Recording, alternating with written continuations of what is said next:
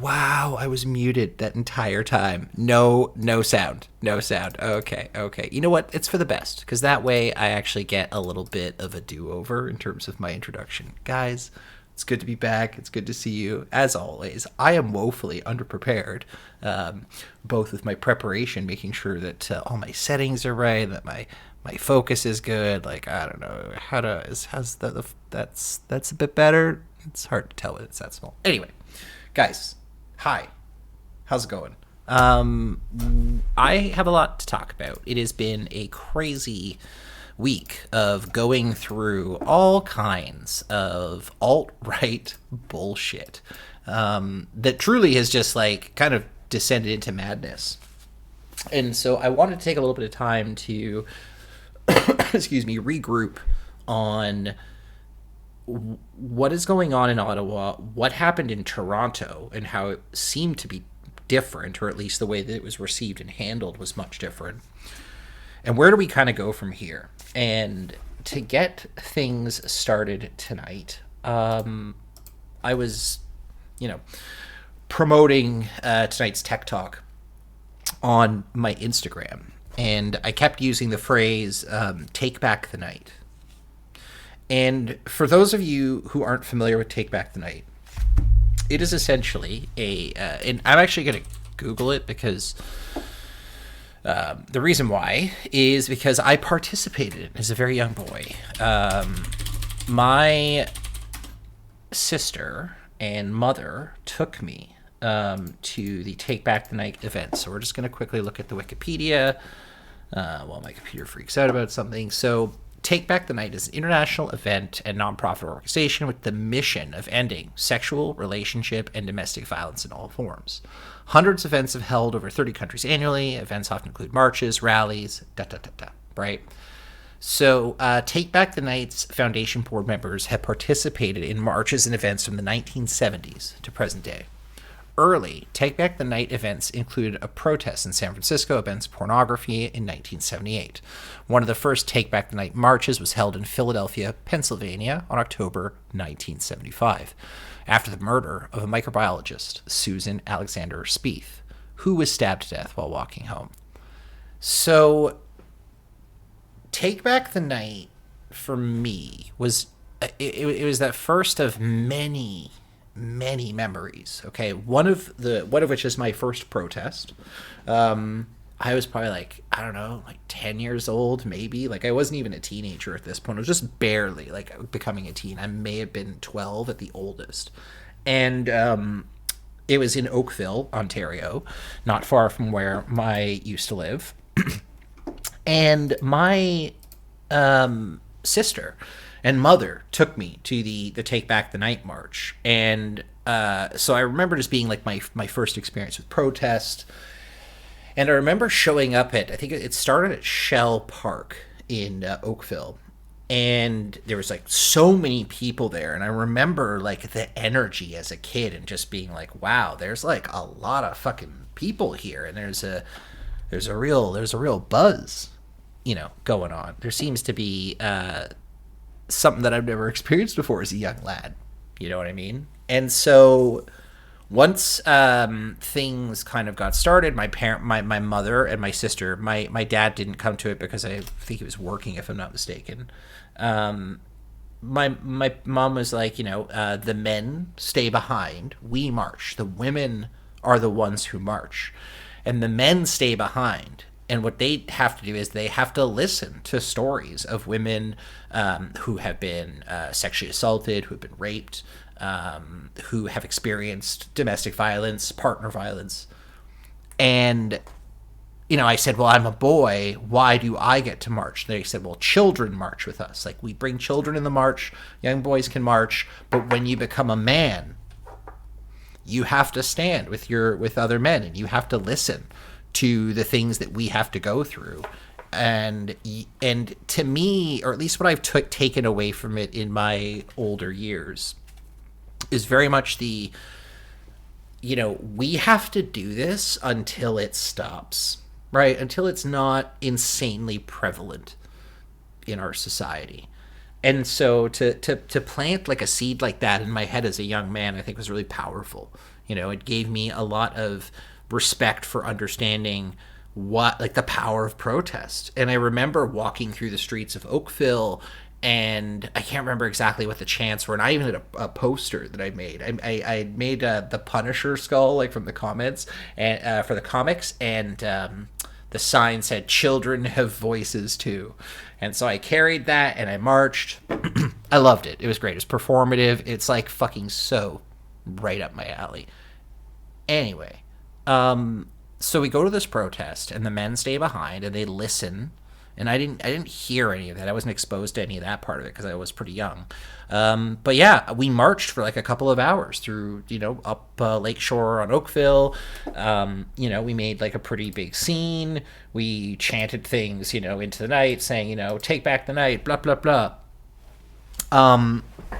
And again, I found, like, as a young person being exposed to protest for the first time, and also being exposed to, like, the type of protest that it's like, I mean, everyone can get behind the message of take back the night. It's like, women shouldn't be afraid anymore, of walking in the night. It's our night. We're fucking taking it back. Now, that's protest that I can get behind. And when you look at, kind of the etymology of where it comes from, its roots coming from community organizing. A lot of the people in these types of protest movements, they also work, like, I'm going to overly generalize here for the sake of the argument, but I think I could pick out quite a few examples to prove my point. A lot of the people in the activist community, they also volunteer at homeless shelters or at addiction centers, or they might do counseling, or they might be a midwife. These a lot of these people are part of community activism, community building, having a place in which they can all get together, right, and contribute to something meaningful. And so when I look at what's going on in Ottawa, okay, it could not be more antithetical, at least in everything that I've seen, the way these people speak, the etymology of their protest. It does not come from the same kind of place as, like, truly powerful political protest, right? Like causes like Take Back the Night, Black Lives Matter.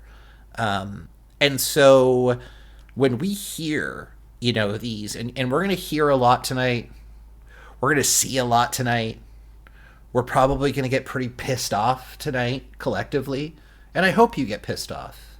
I do. I actually hope you get a little angry, because the next time these motherfuckers try to do this shit, we have to take back the night.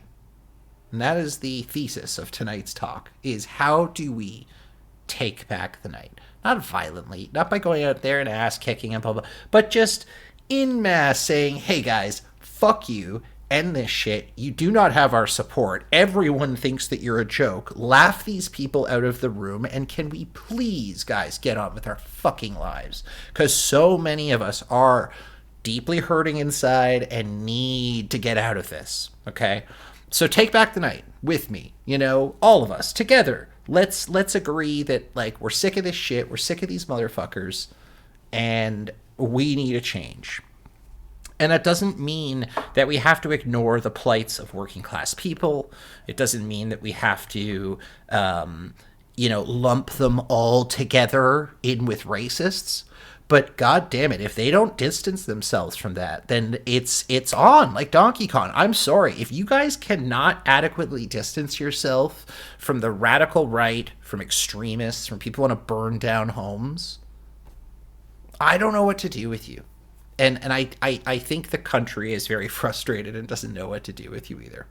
So, fuck, man. I almost don't even know where to start. There's a lot to talk about. And so I guess we'll go back to where did this all start with diving into some of the chat conversation. So for those of you who have been following this story, we have had a wonderful experience going on in the city of Ottawa. Let's just go to YouTube and see if we can't pull up one of the... yeah, there you go. Truckers Travel Fund. So I was watching this guy yesterday. 8:20 p.m. Thank you so much, Cynthia Holmes, for the...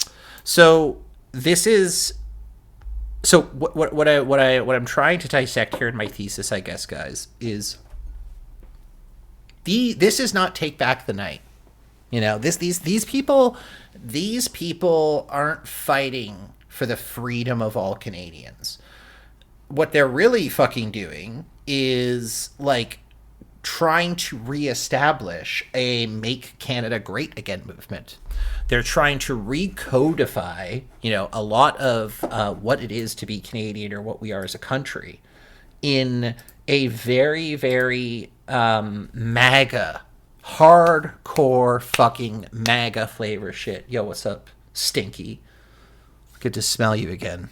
Cheers to you. So, anyway, so I think what I want to talk very quickly about is where these movements come from and how different they are. We're going to dive back into the Zello chats, because I know that's what everyone is coming here for. Everyone wants to see like the dirty DMs. And for those of you who were not around for the Patriot Front episode that I did, it might have been last week. I don't know, guys. Time flies when you're having a good time. Let's take a quick look. So Twitch.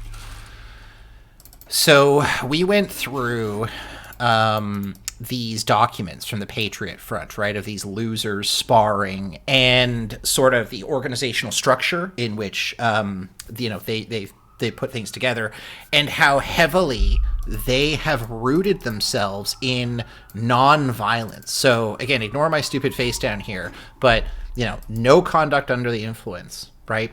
No coded communication or dishonest actions, right? Things like training with shields, sparring, like that's how you stay in the club. You stay in the club by either doing activism, which is going around and like dropping banners and like spray painting shit, right? Or you do it by having sparring, which I think is like right in the beginning here, right? They have these like hilariously lame as sparring competitions, but they specifically talk about no violence. We do not condone any kind of violence, any kind of violent rhetoric. We don't even talk about guns. You're not allowed to talk about firearms or weapons or any of that sort of thing during, these meetings or whatever. So what I'm trying to get at is there's an incredible similarity between the movement of the Patriot Front and establishing a non-violent, this is what America is, and essentially establishing it as a white ethno-state, right? And what's happening with the Freedom Convoy. They will try to distance themselves, it seems, from I love how I'm trying to close VLC on like a screen share. It's fucking hilarious. They will try to distance themselves from it, but I don't see it. I don't see it because I don't see a huge contingent of like Indigenous people or people of color. And I hate to say it, but like, guys, there's not a lot of fucking smart people hanging out with these guys. Okay, like they don't have like top Canadian defense lawyers coming to their thing, being, yo, I'm gonna work pro bono for you because this is like a huge human rights issue, and I think that like most of Canadians would get behind this, and you know what I mean. Like they have fucking losers who work for them and represent them, and I'm having less and less patience for these people as just like a general population. But anyway, we see that like they are using a lot of the similar tactics of these movements in the States. And what's really fucking disturbing is the Tucker Carlson conversations that are going on, or all the Fox News pundits now are like interviewing people about these convoys and bitching about the GoFundMe money. Again, they're absolute grifting, clout chasing little pieces of shit. So it doesn't surprise me that they're covering something that's controversial and has like a lot of excitement and hoopla behind it. All that being said, fuck those guys, and fuck them for trying to stoke, the fires and the divide in our country that seems to be growing wider and wider as we get deeper. So what happened was these truckers seem to have, as you can tell, entrenched themselves in the city of Ottawa. Ottawa is not to try and not be hyperbolic, but as speaking to like several people who live in that city, it's under siege. Like, these motherfuckers are just straight up like, yo, we're just gonna make your lives hell. And rather than lobbying the politicians who make the decisions, right, they're holding the citizenry hostage. It's not terrorism in the definition of actual terrorism, but it's borderline terrorism. It might as well be fucking terrorism, because the people in their ranks are terrorists. There are people trying to burn down apartment buildings and lock the people in. We've seen evidence of this. It is not there's not even conjecture at this point. It's proven fact. We're just waiting for the cops to catch up at this point, right? So fuck these people is what I'm getting at, and fuck their ability. And honestly, like, shame on the city of Ottawa for giving them the opportunity to even do this. Thank goodness we learned from that. And like, I'm not someone who's going to spend a lot of time giving the Toronto police credit, but holy shit, they kept them out of Toronto. Like, what I'm going to show you guys in the Zello chat shortly is how the Toronto Police Service response to the Freedom Convoy here in the city decimated their ability to conglomerate, to entrench, and to really cohese at all, to the point where the internal membership of the group started to infight and actually tear each other apart, to the point where people are getting kicked out of this chat, people are getting kicked out of this. Oh yeah, get that guy. Yeah, I don't know. I said this to him so many times that I'm starting to feel bad. But like, dude, get the fucking Discord. Like, it's on your phone. I know you have a Discord account. It's so easy. It takes 2 seconds, and it's not just video games. It's memes. There's so many memes. Anyway, I'm gonna stop yelling at it. I'm sorry. Tangents.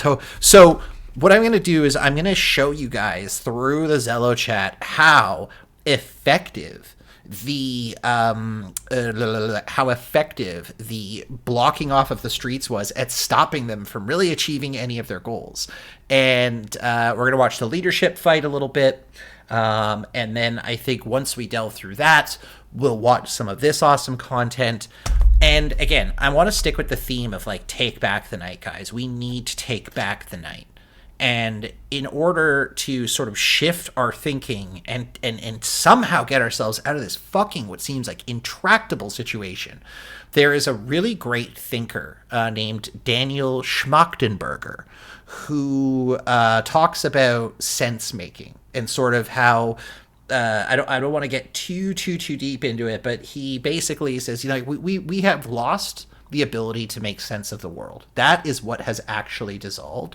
And that's why we're having such deep problems just speaking to one another, because we're at the point now where we can't agree that the sky is blue. That's how bad it's getting. Some people are like, fuck that, it's purple. I don't believe that. You work for Big Sky, man. It's always been purple for me. Like, purple is my color. I choose to believe that way. Boom.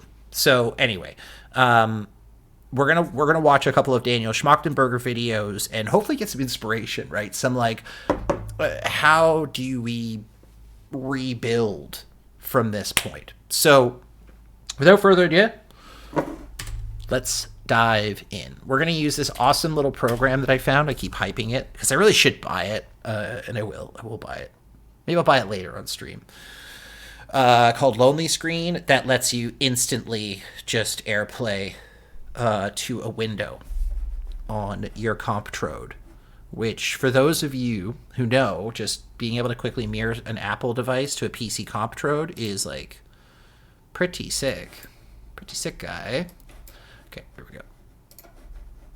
So, we'll have the backdrop of our buddy. He and it doesn't look like he's been there for that. 24 minutes ago. Okay, this dude, Travel Fun 69. He was doing this for like 7 hours, 8 hours the other day, which is great because like he's essentially providing like a what is it, like a, you know, a record of events. Like, thanks for filming everybody who's there, just in case, you know. Yeah, and one thing that I think that we're lacking is a framework for having a conversation about what the fuck is freedom? Like, what is freedom? When you talk about freedom, what does that word mean? Freedom does not mean you can just shit in the streets.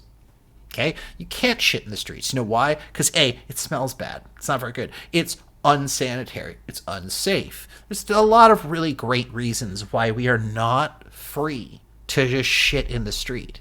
Okay? So, sorry guys, like literally and figuratively, there are responsibilities that come with your freedom. And I want to talk a little bit about what those frameworks look like at some point and hopefully wrap our heads around it. But, oh, please tell me, guys, I muted this.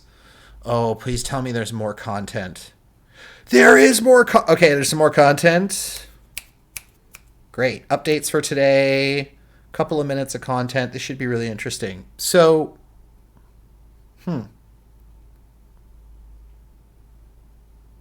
tight. Guys, where do you want to start? From the beginning, shall we? Let's do it. When I joined this at its peak, it had about 370 people on it, I think, at some point. So it's lost a sizable chunk of its user base.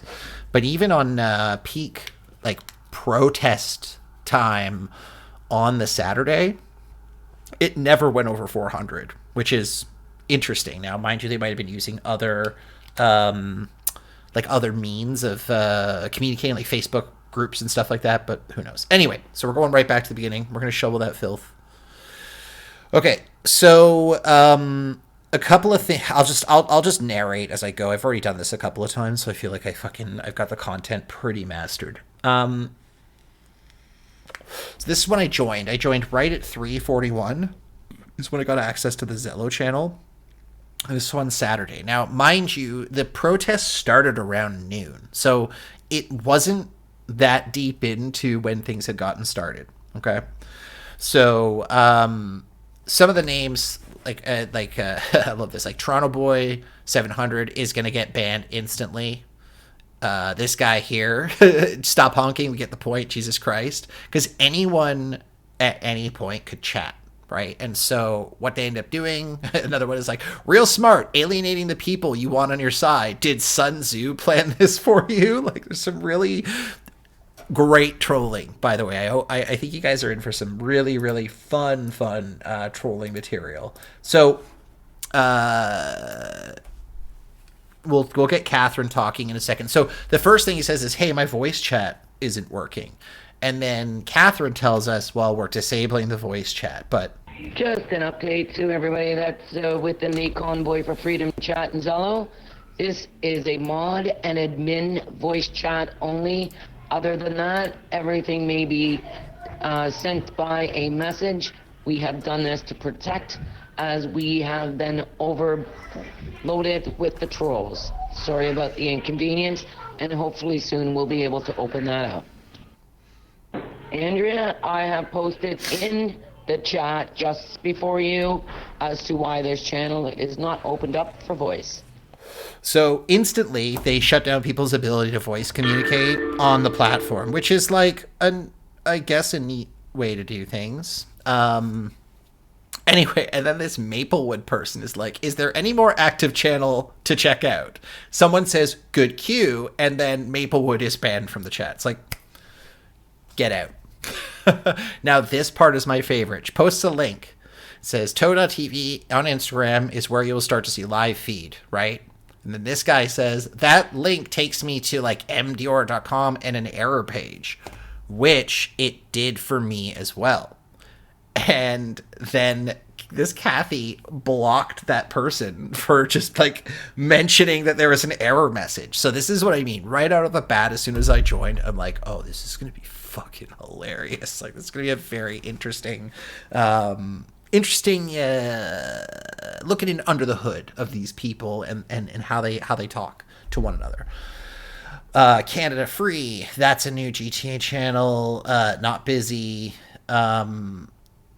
Good afternoon, everybody. This is for all the followers in the Convoy for Freedom to Toronto Convoy. We have put out multiple messages due to the police presence and blocking all highways, etc. off. Most of the convoy will be between Phillips Square and the Mal Lassman Square. Phillips Square. Not Nathan Phillips Square. Phillips Square. Also, for whatever reason, and I know that they're also using like Facebook and other platforms, but this messaging platform is terrible. Like, there's no way for them to like Discord to pin a message and be like, here is important information that people need to be able to access no matter how deep the chat goes. You can just, there's the important, here's where the protests are, this is what's happening, right?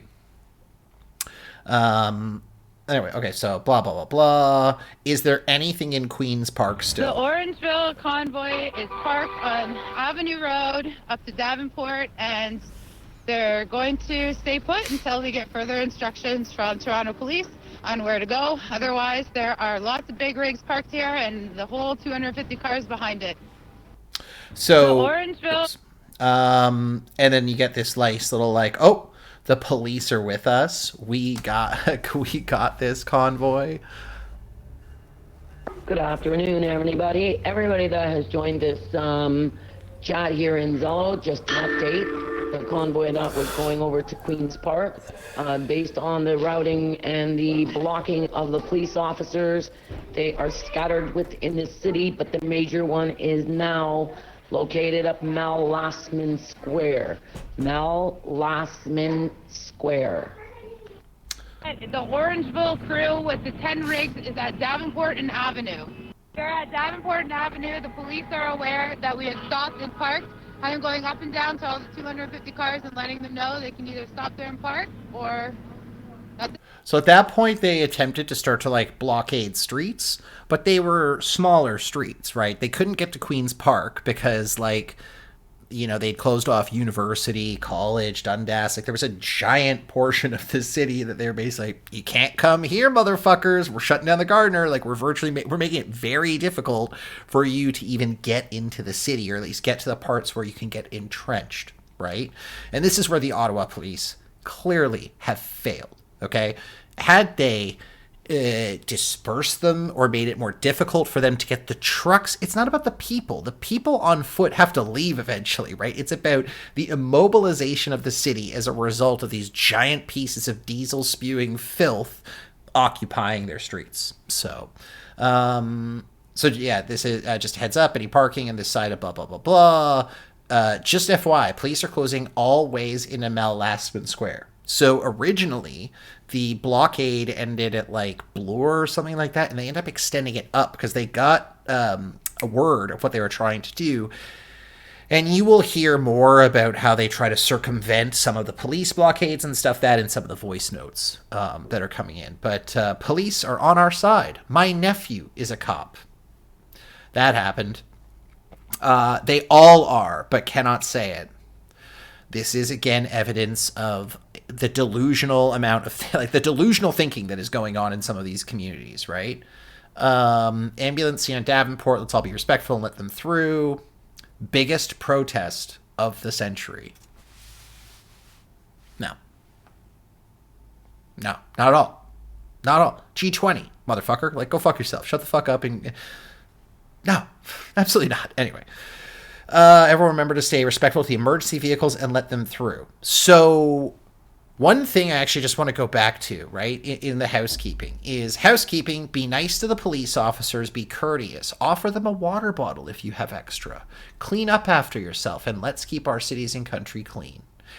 Now, you know what would be also great messaging? Be nice to the citizens of Toronto. Like, don't be an antagonist and an asshole and fight people. One of the really interesting things that was in the Patriot Front episode. Hold on, let me just pull that up again. Where is it?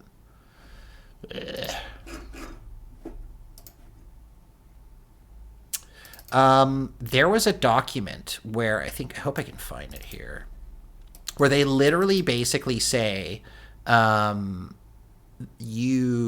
is it? Oh yeah, this is like the sparring that they do. It's so fucking lame. So lame. The documentation to me was probably the most fascinating part because here I'm gonna read this. Keep your conduct professional. Avoid slurs as terms have been purely negative, or as terms which have a purely negative connotation, as opposed to simple descriptive terms. This does not mean you cannot oppose the actions or thought of others, only that the method of statement is important while the content of the statement can remain the same. Expletives should be entirely absent from conversation. Find alternate ways to get your point across. Actions which violate the moral upright convictions of the organization are prohibited. Any forms of physical contact, gestures, vocalizations that may be suggestive or otherwise moral degrading should be absent in both online communications and in person, right? Voluntary, this is a hardcore right-wing group of people who essentially have figured out that, like, yo, we have to be less abrasive. Like, in order for us to have any sense of legitimacy or at least be able to fly under the radar, we have to be less abrasive, right? And that is clearly something that these guys have absolutely no conception of, is like, hey, maybe we shouldn't be absolutely awful to the citizenry, right? That we're the city that we're occupying, the people in which we should probably try to, like, get them to, like, I don't know, we should endear ourselves on them a little bit. By the way, for those of you who haven't seen, just because I want you to know the level of effort that I put into trying to infiltrate these communities. It requires a lot of work, right? It requires disguises. It requires well made up names. And so I'm Tarn Krasny. Hi. I'm Czech, and they seem to have not kicked me out because I am one of them. I fit right in. So anyway, just a quick little sidebar. Oh God, it's a good thing. Honestly, I've gotten so good at navigating this chat. I can find just about wherever we gotta be here. Okay, we'll go back to the top, and we were right about here. So this is when they kick people out for pointing out that links didn't work. Heads up on parking. Oh, here we go. My husband is a police officer. They really want to support us, but can't because the higher-ups being pro-mandate. Shameful. What does that mean? Like, what does that actually mean? What the police on your side to do what? Like, they are on your side. They're protecting you. Like, part of the reason why they're blocking off the streets is they're preventing you from engaging in actions that are possibly going to get you hurt or ruin your reputation at the very least, right? So, like, the cops are on your side. They're protecting your right to protest by opening up certain areas for you to go, allowing it to happen. It really, really blows my mind. Oh, 100% Tarn for Prez. Like, Tarn Krasny, like, I'm thinking he may get it. I want to try and get him admin on one of these chats one day. Anyway, so blah blah blah blah. People are talking about, you know, this person saying they took our jobs. I think that is a definite South Park reference, like 100%. So is the convoy still circling anywhere? Where's best to drive in, right? Looks like everyone's shut down. No one driving, moving. Same here. Donna, there are horses. Stop trolling. Be a part of the movement. Okay. We should replace Trudeau. Don't get political. You'll be banned. So freedom from mandate is best topic to focus on, please. So this is an active pushback in this chat. Is anytime you talk about vaccines or you talk about masks, they're like, we're just about freedom. You get a vaccine, that's fine. Don't get a vaccine, that's fine. Wear a mask, fine. Don't wear a mask, fine. Not about any of that. We're about the freedom. About to not do those things. Anyway, yeah. So get the vax, you stupid fucks. I love that. Can't believe how many people are down here. I'm not a man. My friend was banned for talking about a website that was naming truckers. Anyway, vaccine killed Benny White. Trying to get in the last min. All routes are blocked. Love to hear it. Absolutely love to hear it. Now, guys, I want you to familiarize yourself, if you may, if I may ask you to, Spartan Pete. Spartan Pete is a fascinating character. We're going to hear a lot from Spartan Pete. And then at some point, we might not hear so much from Spartan Pete. Might be a little bit of drama. I might be doing a little bit of foreshadowing here, hoping to get you guys to stick around till at least the end of this segment. So, Pete, give it to me. And to everybody online right now, can anybody tell me how Queen's Park is doing right now? Can I get an update from Queen's Park, please? So another thing that I'd like to point out is that they actually they have no framework for communicating, right? They have no like regular check-ins. They had no backup locations. They didn't have rendezvous points. They didn't even seem to have backup communications channels set up if this got hijacked. And again, I'm gonna get to that. That's all when the big infighting starts, because there's quite a bit of it at one point, right? So this person's going on, I'm stuck. It's busy at Avenue and Bloor. Queen's Park is empty. Downtown party, blah, blah, blah. Any hot tubs on cabs in Toronto? We're cold. Convoy from Brampton is joining us. Where should they go to meet with all of you? Again, like, no one knows where to go. That's going to be a common theme. Here we go. Spartan I'm going to get to Lastman. Beecroft, south of Finch. To the person who posted cavalry from Brampton, where are you guys coming from exactly? That's another thing. It's like they had no way to be like, we're coming from Brampton, we're on this street, we're going to be there in 20 minutes. Where should we be when we get there? Like, zero framework for effectively communicating between groups, right? Are we meeting for beer somewhere after? They're not coming from Brampton. It's Welland. Beers in Queen's Park. Would you say he was off from the fringe minority? How do you join the other channel? Where is he here? Okay, so this is interesting too. This way, Trucker Babe 1234. I'm a parent of 6 kids. How do you feel about being close by honking and not giving these children peace? We want peace and equality for all. I don't understand how that is an answer to that question at all. But sure, okay, you want... Awesome. A bunch of boys heading down from Barrie now. Where are we heading, Mel Lastman or Queen's Park? Confusion is rife amongst these folks here. They didn't get this bomber wackadoodle. I don't. Again, their command over the English language. Like, I know people who straight up have been in Canada for less than 2 years that have a better command of sentence structure and punctuation than a lot of this chat does. Okay.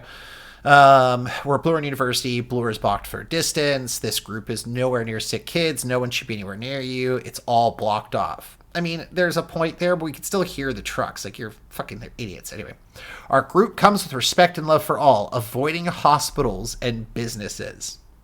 I don't know about that. Where are you guys going to eat?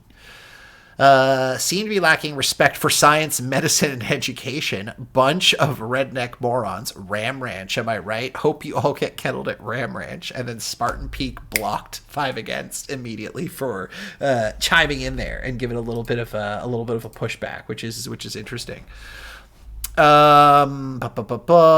It's very, so someone says, "What is Ram Ranch?" It's very unchristian. Don't Google it. Anyone from the Niagara group still at Mel Lastman. Mel Lastman is going for a cruise, Convoy. Now, they don't really say what a cruise means. Like, they don't tell anyone where the cruise is going. Now, if you've ever been involved in actual, like, real activism, there's a propensity for operational security that involves people typically not sharing certain information over channels like this, right? Like, for example, if we have like a protest route, we don't really write it down or communicate it in the chat. We just say, follow the route. And if you don't know the route, ask so-and-so, right? And so it's all tribal knowledge to a certain point that you have to be in the know to know where to go, right? And so these people had none of that as even like a backup plan, right? So remember, Spartan Pete and Trev, they're both kind of, you know, we'll say they're sort of like leaders of the group right now. Guys, whoever does want to come up to Davenport and Avenue, there is a restaurant up here feeding people, and they do have a bathroom. It is just off the right on Davenport, beside this super convenience. So beside this super convenience, and someone's like, what restaurant? Also, guys, we live in the fucking age of like Google. pin it. Go on your phone and send me the location pin. Like, why? Why? It's amazing. These guys are fucking amazing. Okay. What restaurant? Okay, by the way, I'm a pop quiz for you guys later. Is the name of the restaurant Angels or Avenue? Keep that in your head for a second. Guys, give me 2 seconds. I'll run up there, actually, because it's right around the block here. And I'll try and find out what the name is for you guys. So that way, if anyone needs to go I love to it. the bathroom or come get some food. Now I'll go figure it out, right? Well, guys, anybody out there that does need to use the bathroom that is a part of my Orangeville convoy stuck here where we are locked down, we have our Avenue restaurant here. It's right on the corner. Not even an address, like not even a 473 Davenport, guys. Like, you know, the things that most truckers use to know how to navigate the roads that they drive on. It's truly amazing. And sorry, guys, it's called Avenue Diner. If anyone would like to come up, they do have some spots to sit here still. There's lots of stools, and they have a bathroom and food. So this part is pretty funny. Something is going on. Anyone hear of Antifa putting laxative food and donating it to truckers? Because, okay, sorry. I mean, if I was in a protest group, I wouldn't take food from strangers. You never know, man. These days, like, I don't even click on links of emails that fucking random people send me. I'm not going to eat some food some fucking asshole off the street comes in and gives me. Anyway, is everyone is leaving young? Question mark.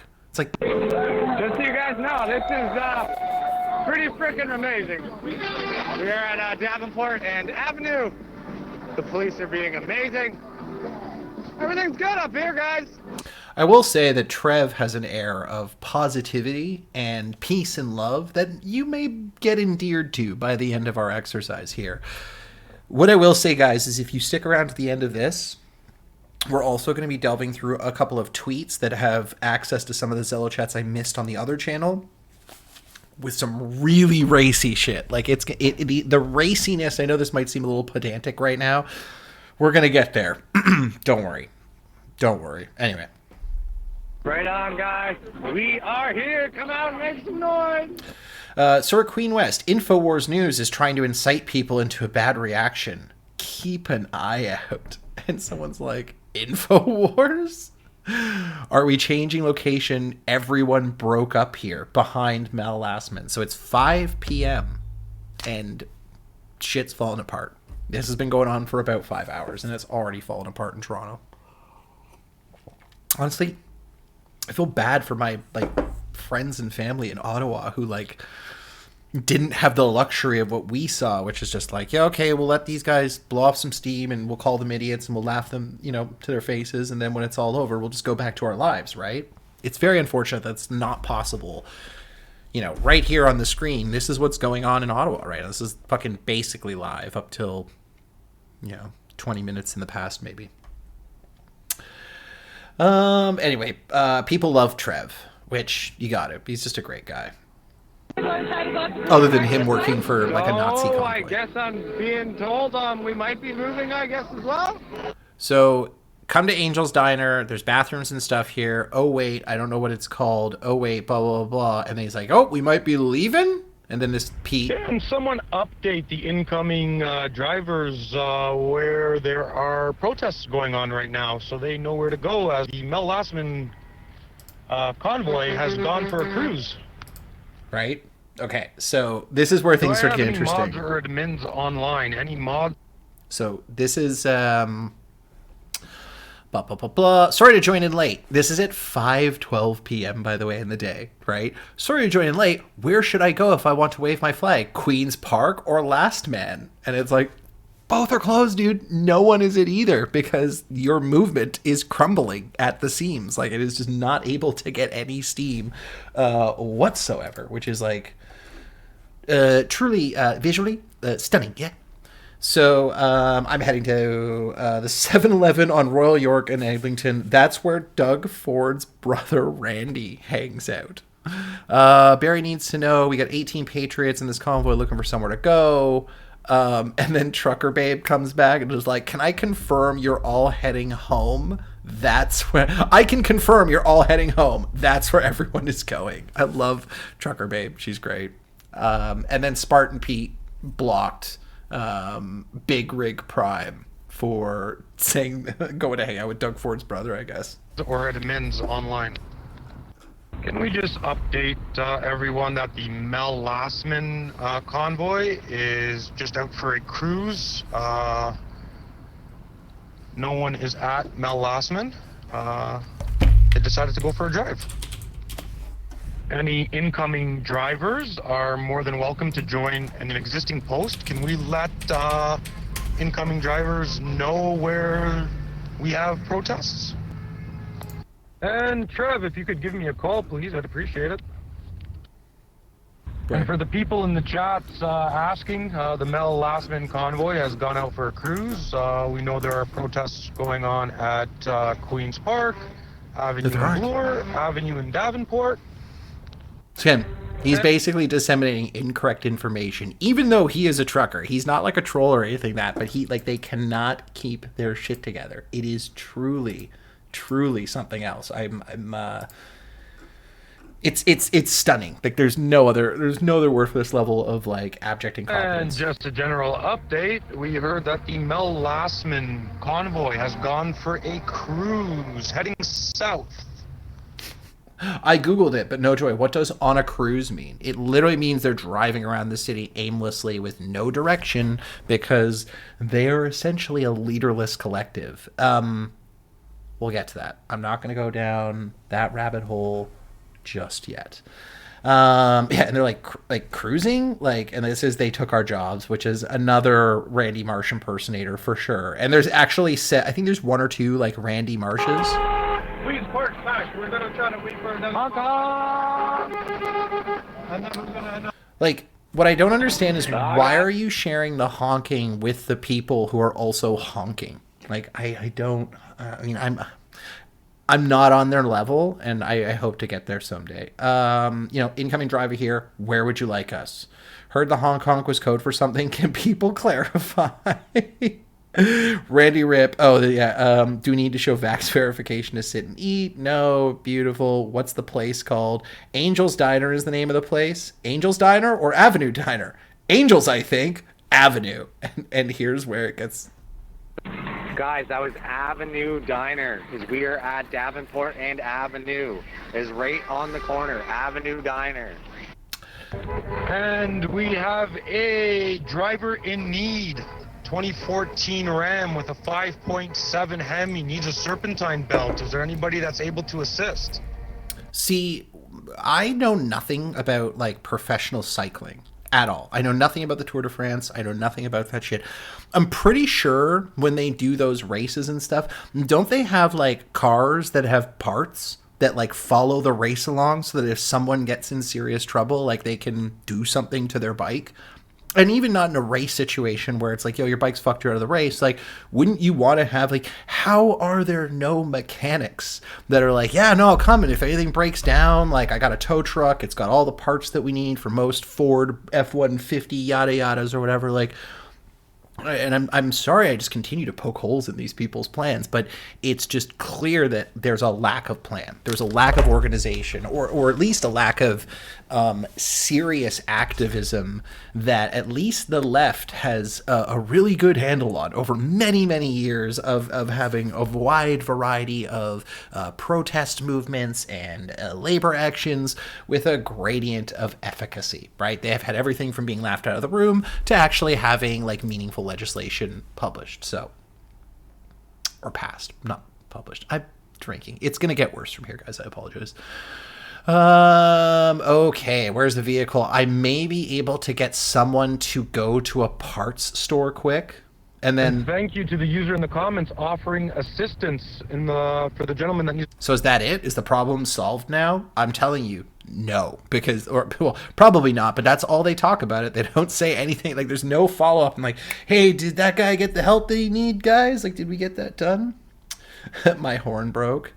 Oh, I think Everyday Outdoors is actually a troll, but he kind of and he gets kicked out at some point, but gets back in. It's pretty funny. Okay, this is where. Okay, 6 bugs is already putting us in a bad light for the ambulances trying to get through. Took less than a minute and people were already moving out of the way. We knew they would try and smear us like this.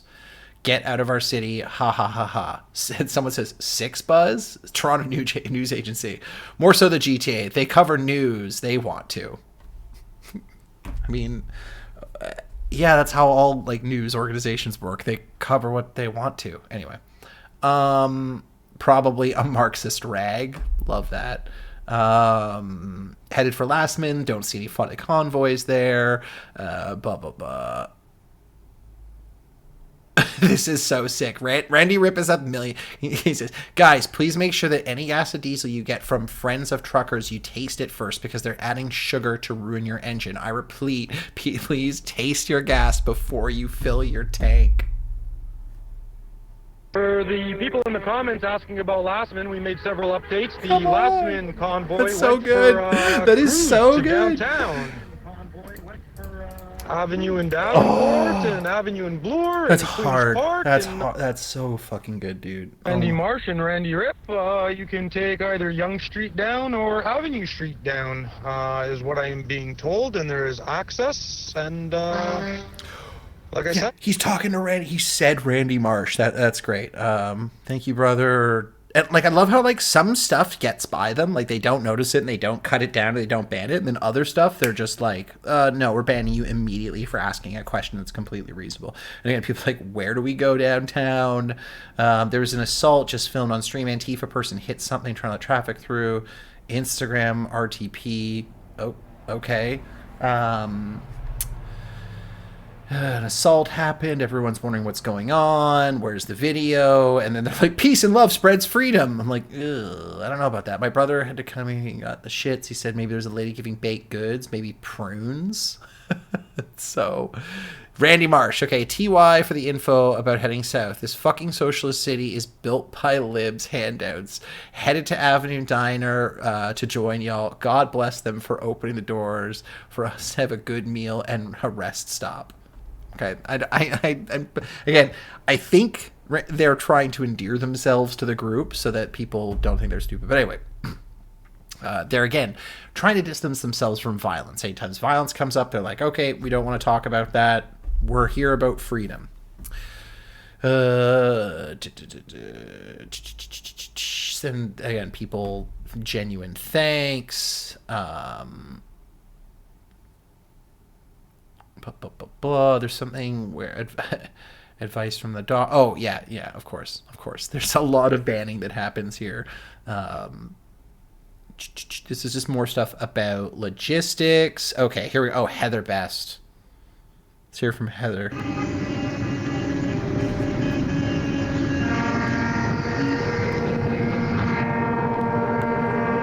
Wow, that's super informative. What I will say is that there's a surprising number of women participating in this chat too. Like, I mean, it is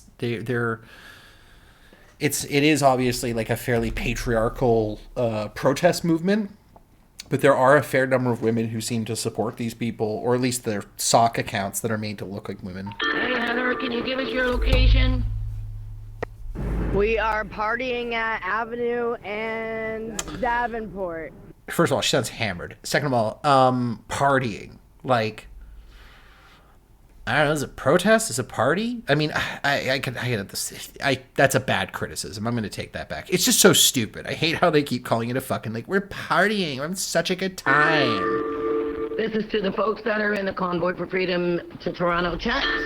Unfortunately, we have restricted. All voice will be strictly for monitors and admins of this channel based on the trolling and other things that seem to be appearing. Please feel free to text or join one of our Facebook group, and we'd be happy to answer all your questions. I love trolling. Try to get out there and do some support and have lots of fun. There are too many commie traders that troll the voice channel. Commie trade. That's fucked. Like, I'm sorry, but like, I'm not surprised. I'm just like, it's that type of shit that like communist trade. Like, Who's a traitor? Like, I'm pretty sure the people holding our nation's capital for any are the incoming traitors. convoys going to Davenport and Avenue, you want to come from west of Avenue. You want to be west of Avenue when you arrive. So if you are coming down Avenue or you are coming down Young Street, you want to go further west past Avenue and head east. West lanes are occupied, east lanes are available, and there's lots of parking. So, any incoming convoys, any incoming drive. yeah, what's his name? Sorry, Spartan Pete seems to be all about logistics. Like, he's one of the guys who I consistently be like, where are we going? What are we doing? Blah, blah, blah, blah.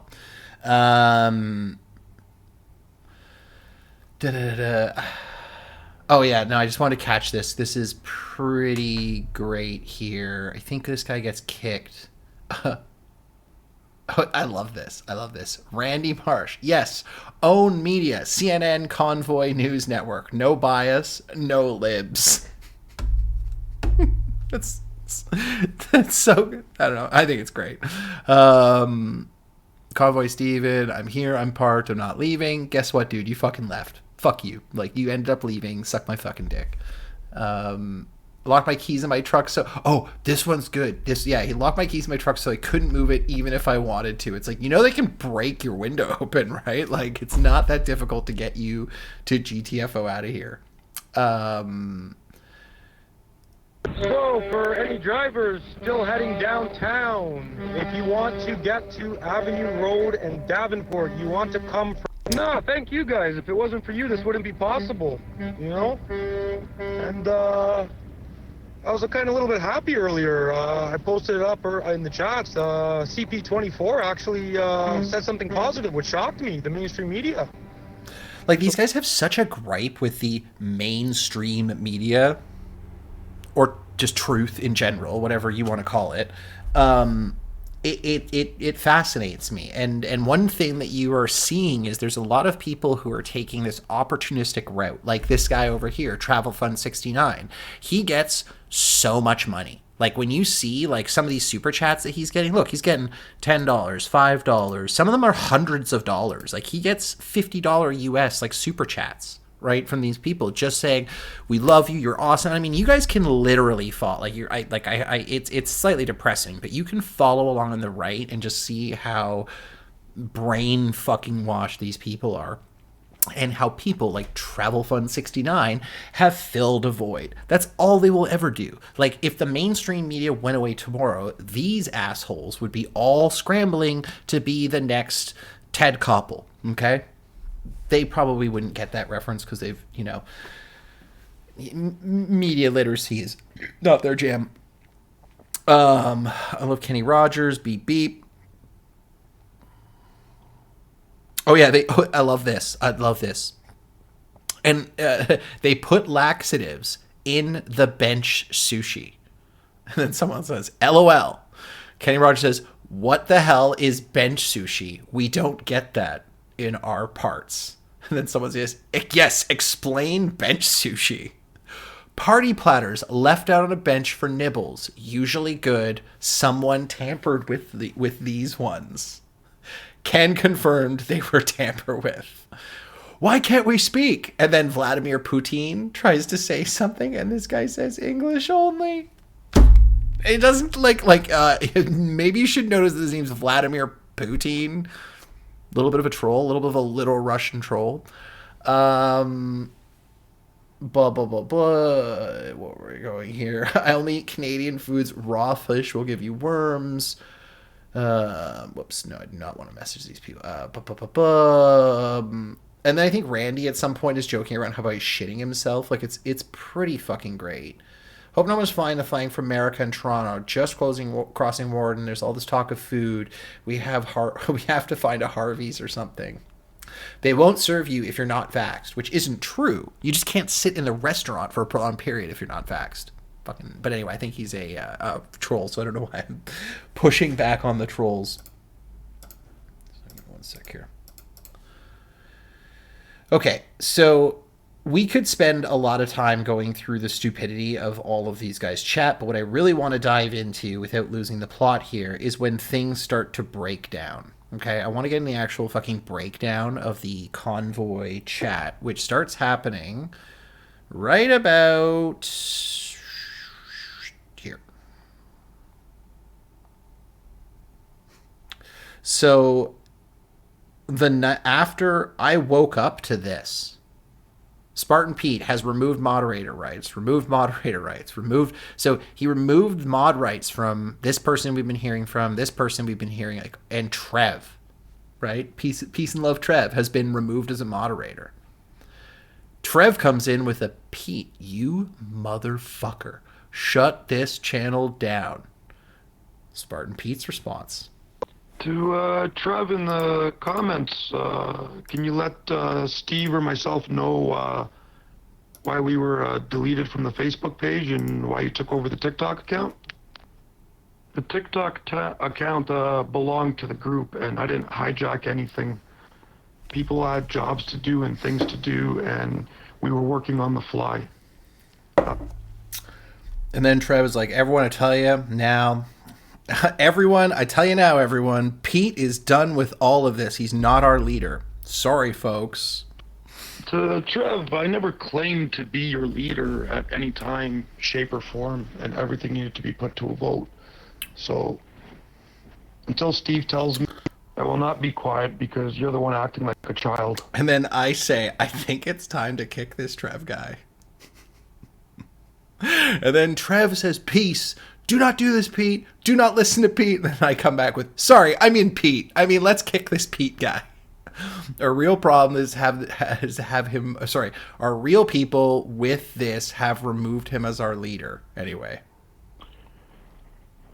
the real people have removed me. I never claimed to be the leader, and Steve has no knowledge of what's going on, and he is the one who started. So people are saying how chaotic they are. There's a whole bunch of infighting, essentially, that happens here where people are just shouting at each other.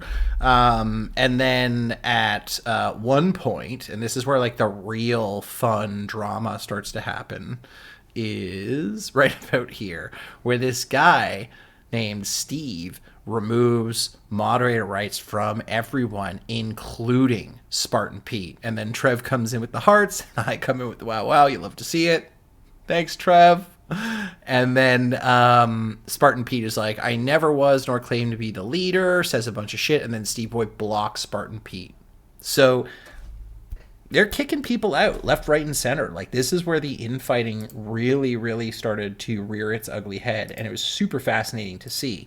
So, yeah, there's a bunch of conversation, but what we're going to do is we're going to listen to Trev explain. Oh, Barry Thongman's great. Men talk. Barry Thongman here. How you guys doing? I had a good rally in Toronto. Sorry I didn't get to meet any of you. Road_John 316. Barry Thongman here. I can't make it today. I've got to get my trailer to the dump cleaned off. They don't open till tomorrow. I'm thinking Tuesday. Can anybody else do a Tuesday food convoy for the truckers to Ottawa? Let me know. Okay, so this is where they start trying to organize trucker supplies. This message is fucking crazy. They just raided base camp, took all their fuel. I don't know if there was any arrests, but my suggestion is that we need to get everybody we can and to descend on Ottawa peacefully, singing "Oh Canada," and we need to double down our efforts, and we need more people than ever to descend on Ottawa hammered. And show them that we are not going to give up, and nothing they can do will stop us from freedom. But let's do it peacefully, and let's bring food and fuel, and let's all get arrested, because they don't have enough prisons. Hopefully. But let's fill them up until they have... They don't have enough prisons. Hopefully. Like, it's really great. Anyway, Trev sent some updates today that I haven't heard yet. Let's hear. Put out a general message, guys. We did just have a Facebook Live at 6 o'clock on our page. Make sure you guys are checking that out.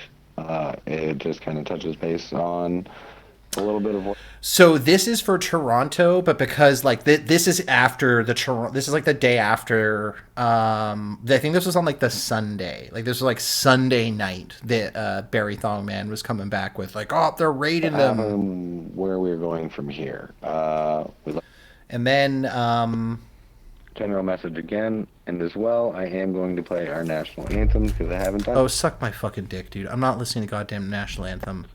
Okay, folks, we are going to be doing a moment of silence for our national anthem. Suck my dick. We're not doing the national anthem. Nope. Thank you all so much. We appreciate your patience with us. We do apologize for everything being locked down. We are just reorganizing, guys. We are very much average people. We did need sleep. We are catching up. We do, I believe, plan to open up the chat here maybe tomorrow, and we will try to, talk. Dude, with you guys you're gonna love this story. Answer some of the questions that you guys may have.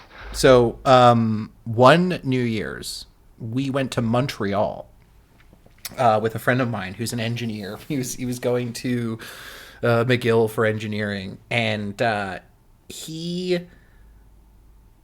knew we were going to get shit-faced, and he knew we were not going to be able, because we did no idea where, we don't speak French, like, how the fuck are we ever going to get home? And he literally took all of our arms and held them, and with Sharpie, like, intricately wrote his address on all of our arms. He's like, you get fucking hammered tonight, if you lose us, just show a cab driver your arm, and you'll get home. And I'm like, that is brilliant, and that's the type of planning these guys need. But like, yeah, it's literally just a bunch of like drunk idiots basically getting together and not having any idea of what to do. We're going to listen to the Zello chats that I have access to on the Ottawa Convoy. There might even be some new stuff in there today. I'm not sure. If there is, we'll listen to it for the first time. Yep, there's some fresh things here. Again, it's all locked down to the admins only. I don't think any actual like people are able to like participate at this point, in terms of like the chat and stuff like that. But anyway, let's dive into the Ottawa Convoy, because that's where things get really, really ugly. Breaker, Convoy to Ottawa. This is Newfoundland here, providing you an update.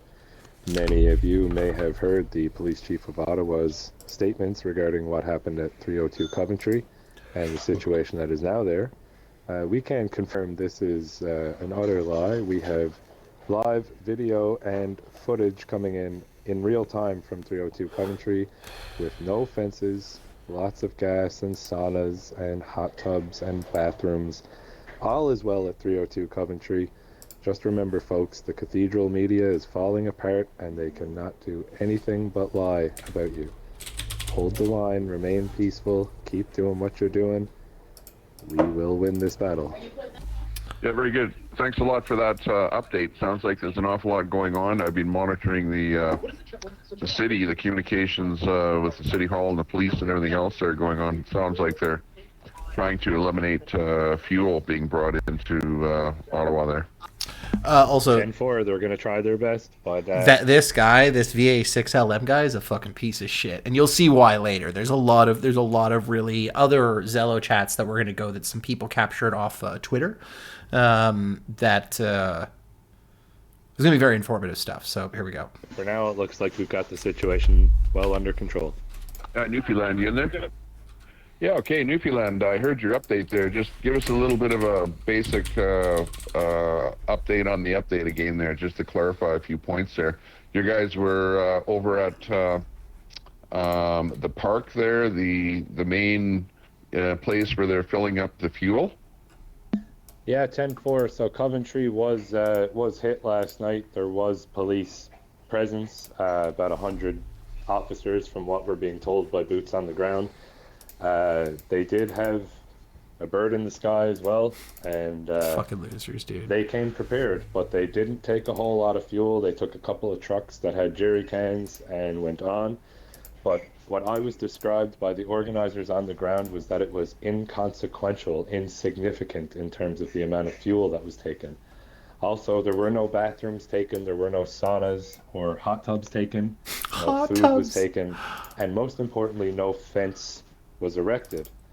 These were all things that came directly from the chief of police's mouth this morning. I'm in the background here now, editing some footage, clipping it together. I'm taking footage from other people's lives and putting it together so I can post it myself, and you guys can see with your very own eyes how smooth 302 Coventry is operating at the moment. Yeah, copy. Sounds good. Yeah, that's what I heard as well. I also heard that if you actually have the vehicle, it is not illegal for you to carry fuel through the street to your personal vehicle. I think where the police are trying to intervene is when you've got other people handling fuel, that they're, trying to stop them from doing that. But it's actually legal for the truck operator, if you own that truck, to walk through the street with fuel to fill up your own vehicle. So yeah, that's kind of funny with that. Yeah, I started up a new YouTube channel called PressPad, PRESSPAD, and I'm starting to put videos on that YouTube channel, PressPad.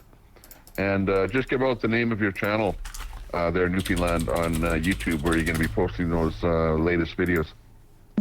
10-4. I wasn't sure if I was going to put them to my Facebook or to my YouTube. I think YouTube might be better just because it's easier to share those links across platforms. But if it goes on my YouTube, it's not a very big channel, so it'll just be for putting links in for people so that they can see it. And if anyone wants to share them around, or if you want to take that video and post it on your PressPad one, by all means, I'll keep you guys posted when I get that footage done. Unless you are correct, absolutely. Yes, copy that. Sounds good. We didn't get the name of your channel, your YouTube channel, but yeah, YouTube. I would share stuff out on YouTube and start a Twitch. Twitch, you have to be live though. It's like a live streaming service. Hey guys, if you're ever gonna do anything hey, live on how's it Twitch. going? Fuck you. But They would get eviscerated on Twitch. I feel like so fast, but who knows, guys? Anyway, the stuff on here is pretty innocuous, but there is some stuff that came through today. So why don't we listen to that real quick? Correct. Liters of diesel to all the truckers right now. They have a loophole how it's coming in right now. The trucks are in Manitoba as we speak. Oh, really? Anytime. 600,000 liters of diesel, free diesel for all the drivers here. Write that down. You heard it here from Kevin from Evan. No bullshit, no lies. We're ending this shit here now. We ain't going nowhere. As threats or anything, we're not fucking leaving. okay, so that's some of the talk from the truckers saying that there's some fuel coming from Winnipeg. Just a little. That's awesome to hear, Les. Test 1, 2, 3. Yeah, I can hear you there, Les.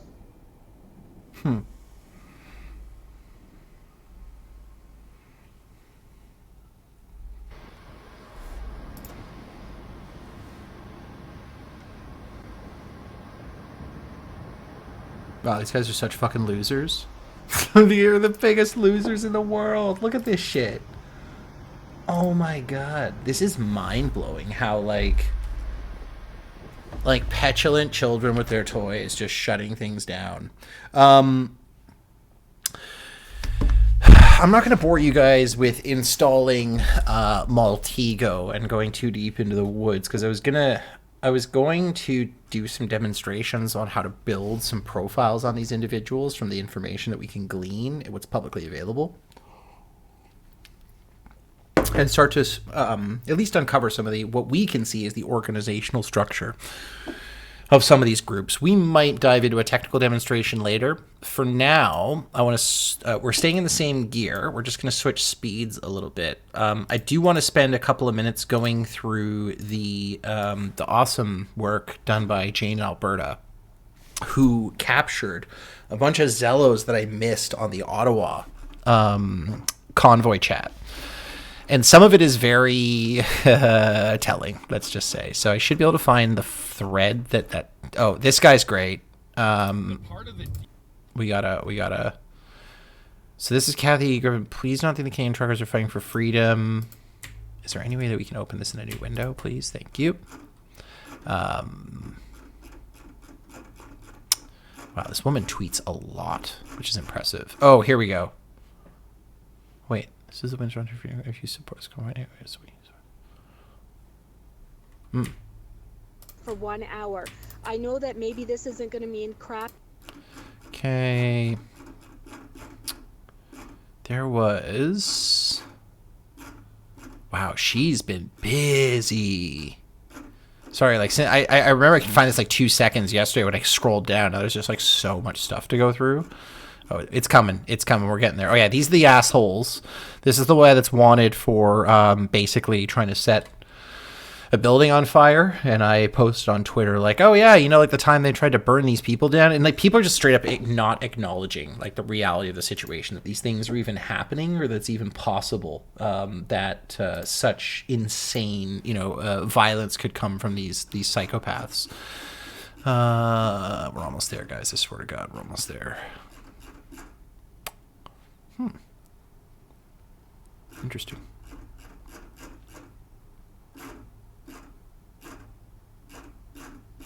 Wow. I'm going to burn out my scroll here soon. Oh.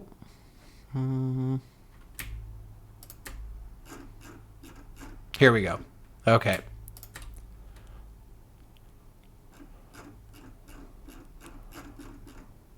Here's another one. And I know you guys are probably like, Mark, why didn't you queue this up like before the tech talk?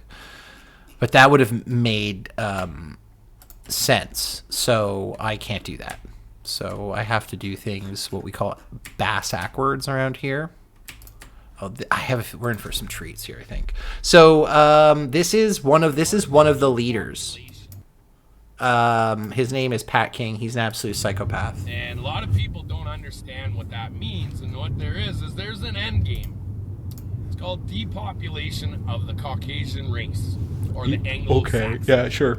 Yeah, right. And that's you what got it, the bud. goal For sure, is for sure. Depopulate the Anglo-Saxon race. Okay. Because isn't a thing, but okay. They are the ones with the strongest bloodlines. Okay, what does that mean? And we'll leave it at that because then we get into a whole different topic. But it's a depopulation of race. Okay, that's what they want to do. I've spoken before about how we have Ahmed Ahmadinejad, or Mahmed. I can't say their names very well because I don't have the dialect that they do. But we have Mahmoud Ahmadinejad. Mahmoud Ahmadinejad. Who states that no matter what, we are going to infiltrate governments, education. Yeah, you know who Mahmoud Ahmadinejad is? He is the former prime minister of Iran, who's one of the most irrelevant people in the world right now. So, like, why? Anyway, I don't know when this was posted, but this is just like, all right, I'm not going to spend time arguing with an idiot racist because he's probably an idiot racist. What I am going to do... I've been trying to get in for a while. I am all for you guys doing whatever you need to do. If there's any possible way to open up for 1 hour. I know that maybe this isn't going to mean crap to anybody, but I have a brother-in-law that has been stuck up on there for 4 hours. He's been waiting 8 hours to get across. He is diabetic, and he is not doing well. So I would really appreciate if there's any way just to let him off the bridge and then block the shit back out of it. Listen to the desperation in her fucking voice. Like, this is some harrowing shit. Hey, I've been trying to get in for a while. I am all for you guys doing whatever you need to do. Is there more of like this? What happened to the rest of the... Oh, my, like, that's fucking brutal. That is brutal. Really interesting fact, since we were talking about the Nazis were actually fighting Antifa a lot. Yeah, Antifa means anti-fascist, you fucking morons. Like, if anybody in here has actually ever translated it, and again, I'm not saying the dude was right at all. I'm simply saying, if you look at what he actually said, because since I've been on Telegram, I've met people from Germany, and they've translated the videos of Hitler's speeches. The guy never said really in any, and I watched, y'all, it was they're moving, like, I'm not gonna lie. He didn't condone, like, the whole story is just kind of twisted, but sometimes when I'm sorry. I'm sorry. What?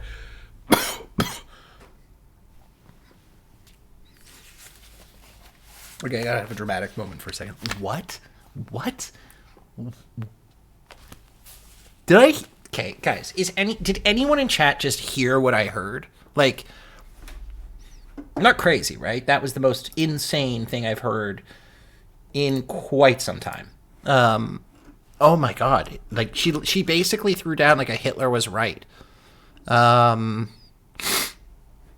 this is great. Pouring in like crazy, and everybody saw Trudeau threatening to bring the military in. And guess what? The military responded to him and said, "We're not going to help you evict these protests." Yeah, I'm sure that's what they said. Funny, huh? I know what side I'm on, and it just really sucks. Y'all are on the other side, man. I still don't hate you. It still doesn't matter what you say. I still know that ADL is a bunch of shit. I'm tired of kikes running everything. I'm tired of Jewish people eating my children. I'm tired of Jewish people running everything. I'm sick of it. Sick of it. We got it. We got it, boys. Y'all feed us our kids. And you're the ones that drink their blood when you cut off the tip of the... What? Wait, what did she say? I think everybody needs to calm down and remember what we're here for. Okay, that's rich.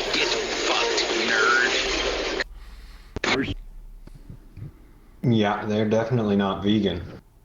Not Susie's a Nazi. Did you not just hear her? Fucking idiots! You support Nazis? Fuck all of you. You're all fucking dumb as shit. The fuck? You support a Nazi? She's here saying stuff against Jews? What the hell's a black box anyway? Fuck off, Susie. Get the fuck out of here. Freedom of speech, brother. Freedom of speech. What did he... Okay, hold on. Box anyway. Fuck off, Susie. Get the fuck out of here.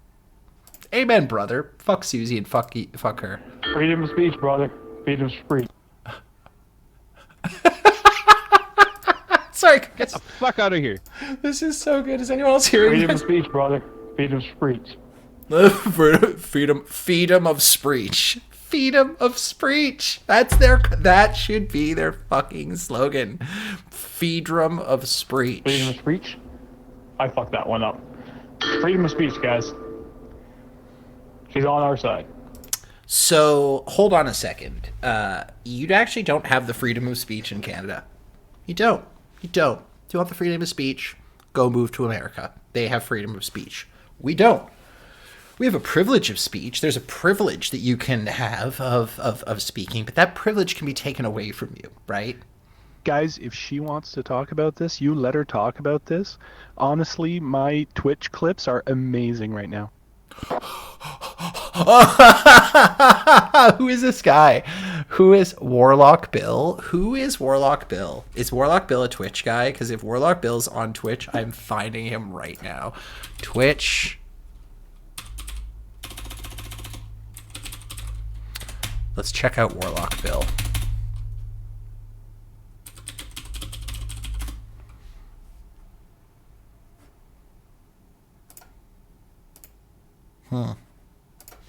Shut up, Nazis. Now, Susie, this is exactly why.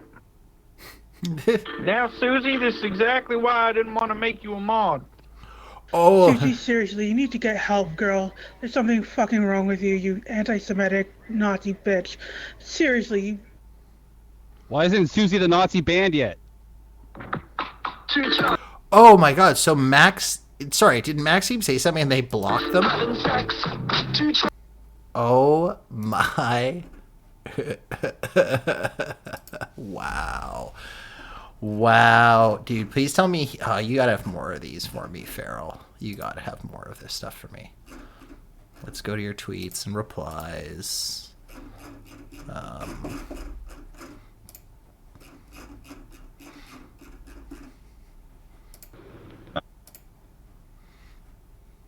I do now, JD. What's the good word, brother? Freedom of I don't even speech. want to It's say so the good. rich guys are finally gone, but it's about freaking time. I had to shut that off. Changing. Welcome to the cum zone. Only cum inside anime girls. Quivering clit, double jointed pussy, fresh balls, elegant ejaculation. I do now, JD. What's the good word, brother? Oh, this is good. I don't even want to say the ranch guys are finally gone, but it's about freaking time. I had to shut that off. Welcome to the cum zone. Only cum inside anime girls. This is Quivering good. clit, This is double really good. jointed This pussy. is really good. This is so... These guys are... This is awesome. Like, I wasn't doing any of this shit, and I'm just like, okay, maybe I should I have am been... all for you guys doing whatever you need to do. Again, the desperation of that woman's voice is pretty horrific. There is a lot here. Do we already hear this one? I think so. On.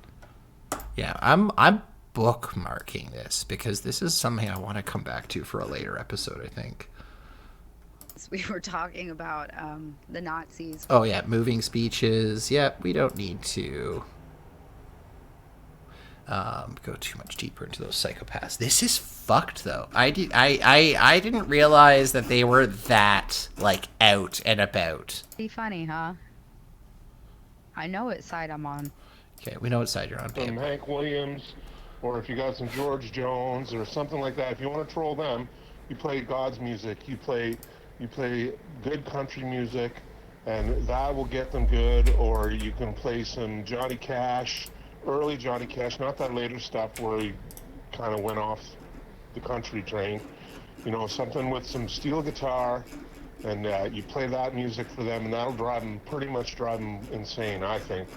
It's not that boom boom, jigga jigga boom boom music that they listen to that is really annoying. Even I hear a few bars of that stuff, and my temples start throbbing, and I can feel my blood vessels exploding, you know? Some Hank Williams, or if you got some George Jones, or something good. like that. If you want to troll... Okay, here we go. To purify the Anglo-Saxon bloodline. That's Pat King isn't racist. He just wants to purify the bloodline. I think he just wants to purify the Anglo-Saxon bloodline. That's really all he says. He doesn't really say anything about white people. He just talks about Anglo-Saxons, and he wants and he doesn't do it all the time. He just does it sometimes. You know, so I don't know what these people are going on and on about with him, but... Oh my god, is there another channel that we're not in called Convoy for Truth? We're going in right now. We are going in right now, guys. I'm sorry, I'm addicted to Trucker Zello chats now, and I think I'm really concerned that my channel is slowly going to devolve into me infiltrating groups like this, in which case I need to start getting anonymous. Yeah, he only does it sometimes. He organized the Alberta North, which is, I've been in Alberta and I've been north in Alberta, and I can tell you that most of the people there are pretty friendly, and it's a pretty good... Most of them are pretty friendly. Some of them just are abject pieces of shit, for sure, but most of them are friendly. Sorry, I'm trying to find this here. I'll show you guys what I'm doing, because you deserve to see what I'm doing, and for us to have some fun here together. I gotta charge this thing. So what's this called? It's called plus. Hold on. Bastion. Plus Convoy for Truth plus. Convoy for Truth plus. Search. Nope.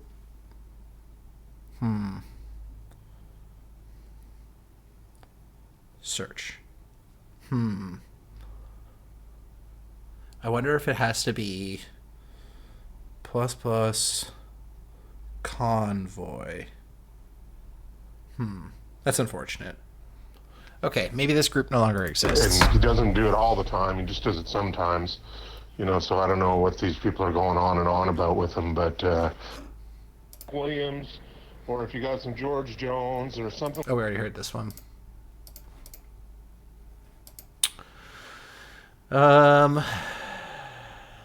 Oh, the Ram Ranch thing is so great. They just kept essentially like directing people towards like gay pornography, which I think is just a really, really good burn if you can get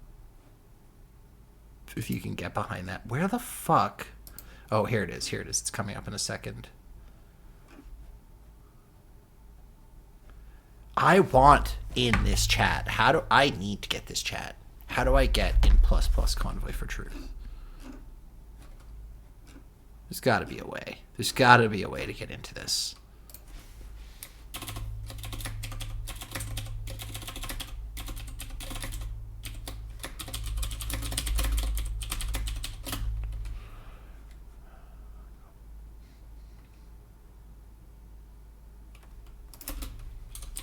I don't think you can search Zello channels on the web. Oh. Okay, this could be pretty good. This could be pretty good.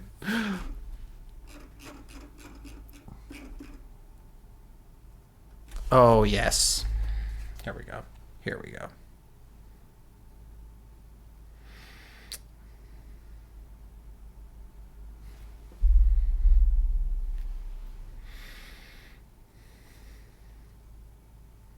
Okay, coming in as Tarn Krasny. Please give me more of these.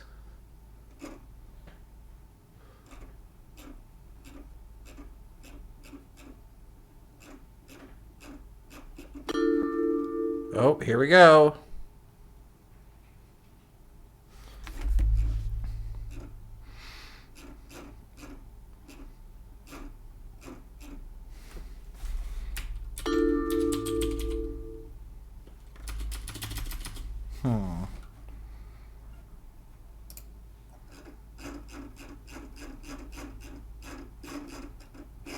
Hold on a second.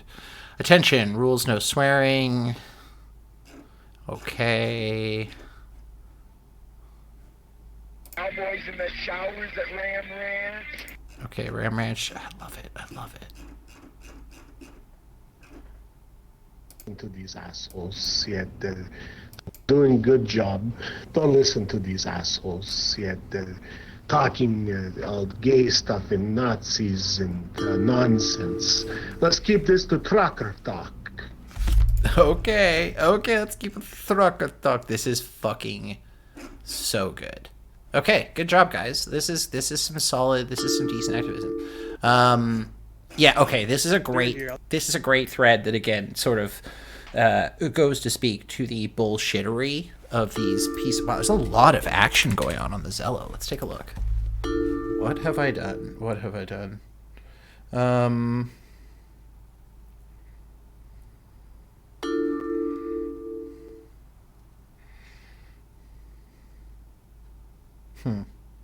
Interesting.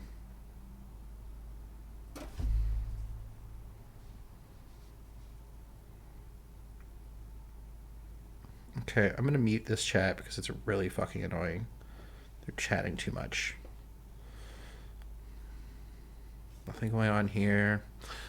Toronto Convoy is quiet. Okay, this one's interesting. I thought this was supposed to be a freedom movement, and I think labor plays a big part in that.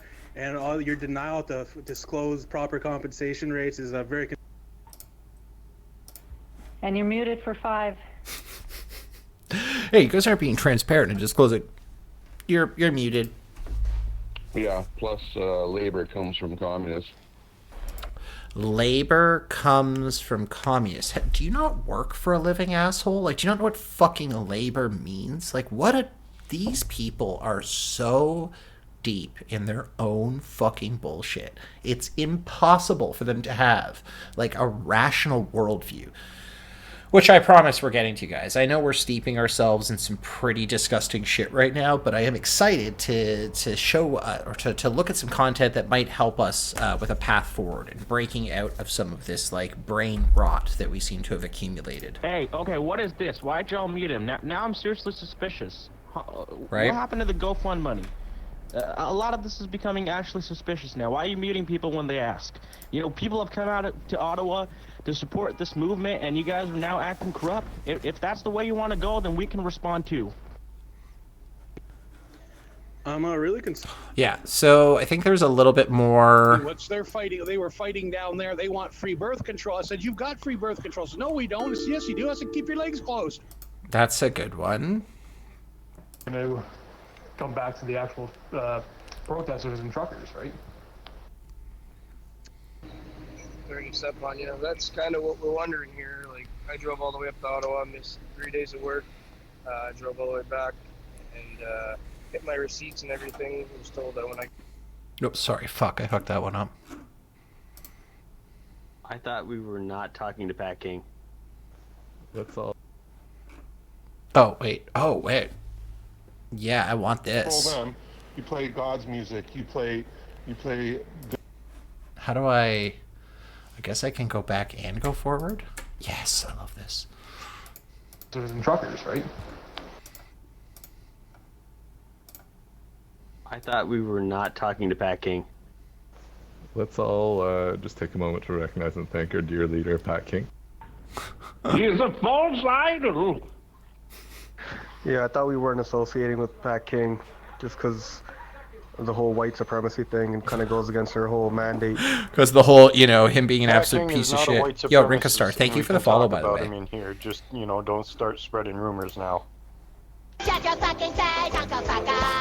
I forgot. How the rules change. Yeah, Pat King. Yeah, no, it's all lies about him. I was wondering where all the truckers were. Maybe we can get the truckers to give all the kiddies their goodnight horn from the truckers. Give all the kiddies a good night horn. There's quite literally videos of him going on about white supremacy and white bloodlines, and I'm all for this trucker for the trucker protest. I'm with you guys, but you guys got to distance yourself from people like that. Don't worry, I just muted him. Woo, go truckers! I think we should open up some questions for the truckers. Like, I'm curious. I'm curious. Cut I off agree with instantly. What the other guy said is that we gotta really distance ourselves from somebody like that because it doesn't hold true with what we're fighting for. I'm gonna skip past the white supremacy part, and we're being okay with that. Okay, I just want to make a comment here. The CBC was the ones who tried to label Pat as a white supremacist. There has been no proof that he is partaking in that kind of stuff. So let's please just stay on. He literally says, like...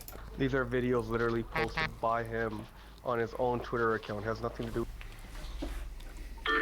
I really feel like if he is a white supremacist, you should definitely distance yourself from that guy. Can we please delete the comments? Can we please delete the comments? This is getting recorded. Look at the trolls coming in. What trolls? It's not trolls, it's a genuine concern. If this guy's posting selfie videos talking about the white race, it's not really cool. Wow, what a fucking concise and well-said argument. Funny how he's probably going to get banned from the chat for saying that. Stop talking. Wait. Yep. Hold on. What was that guy's name again? Okay. Posting selfie videos talking about the white race, it's not really cool. Stop talking. Okay, never mind. Talking about him. He has not posted any videos about white supremacy. I follow him continuously, and the only thing about white supremacy was an out-of-edited video completely did not make actual comments to what he was saying. These are videos literally posted. This is what's incredible about these guys is they're so poor at articulating themselves, which as someone who is like incredibly articulate, I take it for granted. I think it is like a wonderful, ability to be able to just say what I think and have it like hopefully come across sort of decently. But yeah, this is just like, this is painful. By him. Absolutely painful. Honestly, I feel like it's irrelevant because if he's labeled as that, you have to do your part and distance yourself from somebody like that. Wow, what a great reasonable take. Give me one sec, guys. We can't just be banning people or banning talk about people from because you heard something. That's called a rumor. Let's stop with the rumors, please. It's not a rumor, man. Ugh. Stay on track here. Keep it positive. Go truckers. Hold the line. Problem solved. That individual has now been prohibited from talking. Go truckers! Woo! Love you. So I need to talk here. This pisses me off more than anything. Everyone remember, this is not about Pat King. So the fact that they, again, like, it's this toxic positivity bullshit, right? It's they completely steamroll over the guy and are basically like, it's a party, it's freedom, guys, like, that's what we're here to do, woo!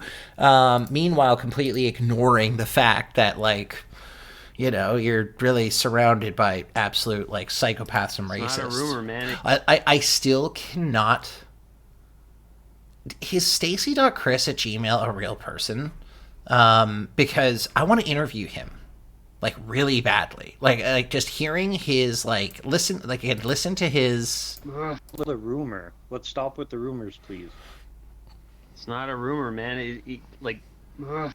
It's just, like, so frustrated, right, by the bullshit. Stay on track here. Keep it positive. Go truckers. So ignore the racism. Don't pay attention to the misogyny. Like, let's just get back to the boo. Problem solved. That individual has now been prohibited from talking. All right. I don't like Miss Kitty, 1988. I want to know who Miss Kitty is. Who are you? Can we find out anything about you? Are there options for us to learn more about you as a person? Possibly tell you to go fuck yourself.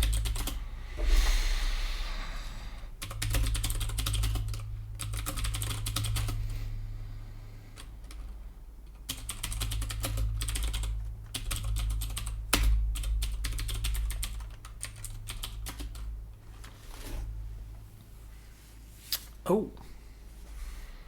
Chatterbait. No. Oh, this fucking idiot. It can't be. No. Let me rerun that. Okay, I gotta open this on a different tab to make sure it doesn't cause cancer. Hold on.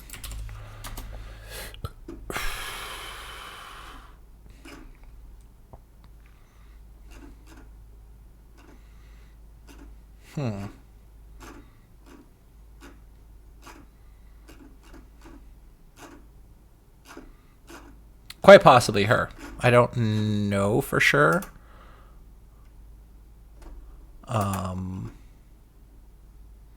It's possible based off of just the username alone. Let's keep Kick.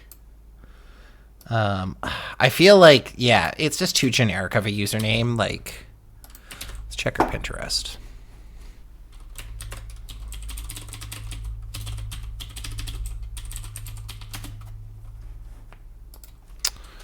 Slash.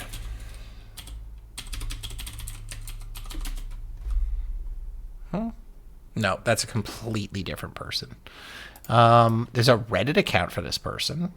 Again, one of the things you got to watch out for with when you're doing any kind of username sort of correlation like this is for common usernames or something that could just be all over the place and be different individuals. If it's not like unique enough to that person potentially, yeah, you're going to have a...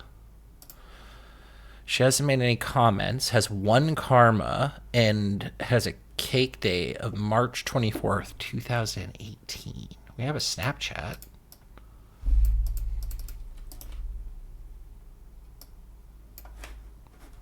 No, fuck you, bitch.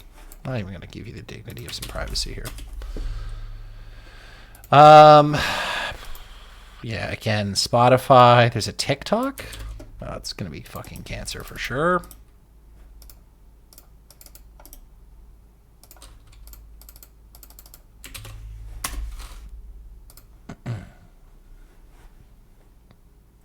Kitty. Looks like a different I don't know. It's tough to tell. Xbox. Okay. What else do you got? Trading View. 9gag. Who the fuck uses 9gag? That is some lame ass shit.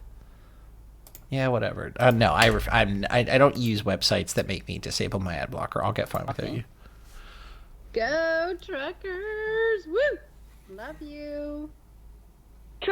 Yeah, everyone remember, this is not about Pat King. The convoy is not about Pat King. And Pat King has no dibs whatsoever on any GoFund money. No, not whatsoever. Pat King has his own thing. So if you think the convoy is about Pat King, it's not. So if you have an issue with Pat King, take it up with Pat King. Right? This is the convoy channel. Yeah, how do you guys have to distance yourself from him and say he's a piece of shit, we don't talk to him, we don't associate with him, we have nothing to do with him, period, hard stop. Anyway, that's you're never gonna have that happen. Because if he's I'm a bit confused here. Some are saying that the money has already been distributed out, and others are saying it's being held. Does anyone actually know anybody that's received anything? So for the money, as far as my understanding, I think that's pretty much it. The page states on the GoFundMe is that the money's being sent directly to fuel stations. I'm pretty sure that was explained very, very carefully there. The money will be dealt with properly. I'm a bit confused here. Some are saying that the money has already been distributed out, and others are saying it's being held. Does anyone actually know anybody that's received anything? So for the money... Excuse me, guys. So, let's see what's going on in the Windsor convoy. That's going to be an interesting one. I have not... Oof.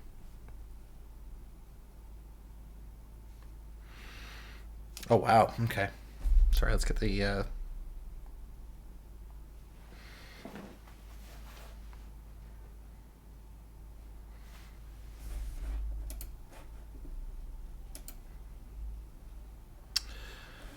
Let's see what these guys have to say.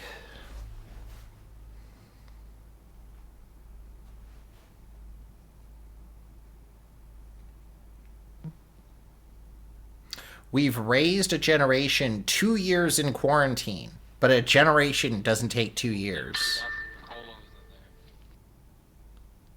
What'd you say, motherfucker? Hopefully everybody got some colos in there. Not sure what that means. Who's Truck Freedom ON? Hold on.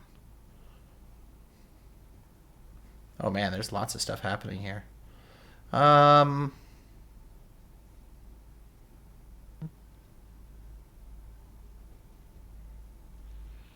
everybody got some colos in there. It just got fun down here. Hey guys, I'm just coming on for Mama Bear. She needs to get some shut-eye. She's been on the go, so she said she'll be back tomorrow and she's just gonna get some much-needed rest. She can't even see straight anymore. Good night, guys. Sorry I've been on the stop since Ottawa. Good night, guys. Sorry about that. I've been on the go since Ottawa. Can't even see straight. It's all blurry. Good night. It's for all the meth that you're doing. Sorry. So how is everybody holding out tonight? Border's still blocked north. And I'm going home to get some shut-eye. Sorry, south. Yeah, they pretty much got everything blocked. I mean, the cops, that is, they got everything blocked. Old whiskey, you take rest, sir. It is going to be a long stand. I'm with you, bro. Well, I was here all night last night there. I went home today around lunch, just after lunch there, and had a shower and I slept there for a bit. I slept last night after 4 days. Like, actually, I was just taking naps, and now I'm back. Yeah, I stayed in my truck. You should take some rest, sir. This is okay. This convoy chat is like stupid and sad. What else do we got? Hey, Manby, just want to say you're awesome and you're amazing. Thank you. This is another thing too, and like I'm gonna indict them of something without much of a trial. The co-opting of people of color, right? Like you have them like they have a guy who's clearly like, at least to me, someone who's worked with a lot of Indian people. He sounds like Indian, you know, maybe like East Asian, and so You know, as soon as they have anyone on their side that gives them some plausible deniability about their racism, or gives them some kind of an art, like, you know, it's the classic, like, I can't be racist. Like, my friend is here. So yeah, anyway, it is, it's always interesting to see the freaks trying to pull that off. I gotta charge my phone a little bit. But another thing that I'd like to watch with you guys is, so, you know, I started this whole fucking chat around the, you know, this idea of taking back the night, of reclaiming our sense of, I don't know, ownership over, like, peace and quiet, normalcy, having a shared reality. And a while ago, I really started going down the rabbit hole with this idea of, like, sense making and, like, how do we make sense of the world. And I stumbled across this guy named Daniel Schmachtenberger. I think it's Daniel. It's probably fucked up, but anyway. Yeah, there it is. I have another friend who has a very long German name, and probably is like, oh yeah, that totally is normal and sensible to me. It's a really great conversation. We're not going to watch the whole thing, but I think at least watching the beginning of it is a good gear shift out of, like, okay, we've, like, really steeped ourselves in some, like, absolute bullshit, and we've taken some time to see how these people, like, instantaneously try in some ways, except some of the Nazi chat on one of those groups was pretty impressive, but, you know, they have to some, we're only about freedom, we're not talking about politics, we're only about freedom, we're not about masks, only about freedom, we're not about vaccines, right? It's a really easy way of them to deflect and avoid more critical charges of their cause. And so I think in order for us to actually sit down and make sense of what's going on, we need to have better tools for making sense. And so in comes, hopefully, Daniel Schmachtenberger to save us a little bit, or at least give us a little bit of reprieve. I'm going to let him do a little bit of talking and interject as, you know, I sort of see fit here. So let's see how this goes. Just go.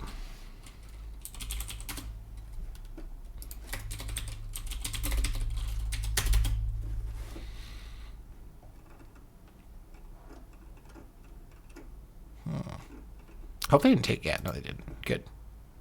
Okay, sick. All right, here we go.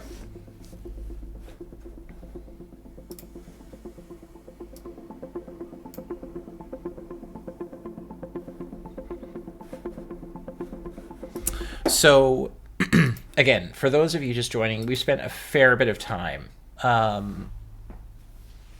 I'm talking about podcasts and the free speech today. What happened? Hey, Eric, thanks for joining. We appreciate having you around. We're chatting about the protests and what exactly they're fighting for. Maybe addressing some of sort of the, you know, talking about a little of, like, the class issues that are happening. You know, the fact that there is a lot of, like, legitimate grievances that working class people have. And a lot of these truckers are just working class people. I think the challenge is that their legitimate grievances, the underpinning of that, is hijacked by classic bullshit. Tell me more. What's I to be honest with you, I don't keep up on my Brazilian politics as much as I need to. I know that your president is a controversial figure, to say the least. I'm trying to be diplomatic here as a Canadian who, you know, likes to be friendly to all countries if possible. But what happened? I'm curious. Something happened in Brazil last day involving a podcast. Very interesting. Now we're talking about the Ottawa Convoy in Ottawa, the Canadian free trucker convoys and shit. I wouldn't say that I've seen them showing up on a lot of. I don't think that we've seen, like, a lot of these guys getting necessarily interviewed on mainstream media, we might say. But what I will say is interesting. Let's take a look here. Let's look at news. That just defends Nazi, and I'm like, oh shit, here we go, here we fucking go. This is okay. So he's a big deal podcaster in Brazil, eh? Okay, so former player Zico and commentary Anthony Curti, who would be the next guest on the program, canceled their participation. Playback evil Mark is being criticized on social media after talking about Nazism during the Flow podcast, a podcast that he commands with Igor Coleo, that is favor of creating a Nazi party. Oh my god, that's so fucked. See, you know what's crazy is, like, I don't know, are these guys, like, I don't, unfortunately, I know nothing about, like, Brazil and the politics and the culture and the players in that country, so it's, like, really difficult for me as someone to look at a story like this, right, and comment adequately and say, like, oh, totally, like, I think this dude should say this, or I think he should that, but I think it's fair to say, like, aligning yourself with Nazis, no, I know in Brazil it's not Spanish, but no bueno. What is no good in Brazilian? If anyone could tell me what, to, like, not just like literal translation, but it'd be nice to know what, like, the common street vernacular, the way to say, like, no good, no, like, no, that's, you fucked up, dude. Like, not the right move. Oh, that's wild. So it kind of brings me to something interesting that I wanted to jump into, which is the Daniel Schmachtenberger stuff. Now, the reason why Daniel Schmachtenberger is particularly interesting, to me at least, is he kind of starts to outline a framework, if you will, or some of the problems, right? So one of the ways that I like to think about, or one of the ways that I frame some of the challenges that we're having in the world today are much like, if you're familiar with the biological process of inflammation. So, inflammation is when your cells sort of, if you cut yourself, you get a little redness around the cut. That's inflammation. It's a body process that facilitates, there's a couple of reasons why things get inflamed. It's a natural reaction to, a cut or some damage or something. However, some people have conditions in which inflammation goes uncontrolled. So things like arthritis is like uncontrolled inflammation, or there are autoimmune diseases that also do the same thing. So I think what we're experiencing is like almost a societal type inflammation, and it's out of control. We don't really seem to have a way for reining it in. We have Brazilian podcasters now apparently being like, yo, let's start a Nazi party. We have this Freedumb trucker convoy in, Ottawa in Canada, a place that a lot of Canadians like to think that, like, oh, we're totally good, bro. Like, we are not the type of people that would have, like, we saw the Capitol insurrection and we were just like, oh, fucking Americans. We would never have anything like that happen here. Never. Well, look where we are now, right? I ask you, like, unfortunately, it's kind of where we're at as a Canadian society. It sucks. As a Canadian, it pisses me off. But I think it also comes with a little bit of, like, hubris. Like, we just assumed that the people standing next to us weren't absolutely insane. So without too much ranting, I want to start this video on Daniel Schmachtenberger. If anyone has, like, questions or wants, like, clarification points or feels like there's something else that we should bring up, I'd love to hear from you guys. This is we're not going to watch the whole video. We're just going to watch until some stuff makes sense, or until Mark goes on a fucking, like, completely different tangent. So here we go. I'm also going to... I think it's clear to probably most of your listeners that the things called news are mostly propaganda, narrative warfare for some agency, and that they aren't good sources of sense making. We would hope, though, that there are some sources of high signal, low noise, true information, like maybe scientific journals, like academia, science itself. I hoped this a long time ago, and I had the continuous kind of disappointment.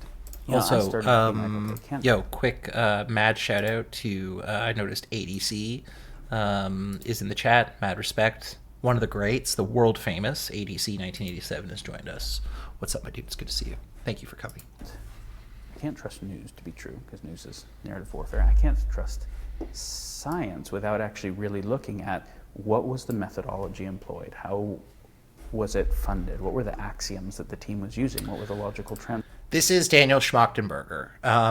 His like sort of how I was introduced to him is he was on a podcast and someone's like, so what is your deal? And he's like, I'm trying to stop the apocalypse. He's like, I think that we are approaching a point in which the world is going to blow up, and I want to stop that. And I don't think it's too late. And he has some ideas for how we collectively as a society need to rebuild the tools in our brains, essentially, and how we make sense of the world. So I'm going to let him do most of the talking, and I'll interject as required. But yeah, please, like, hit me with questions as you guys have them. I love chat. Chat is like,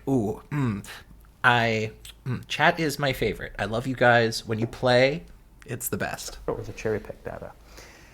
And as I started to kind of unfold to say, where are the high signal, low noise sources that I can offload some of the cognitive complexity of making sense of the world to?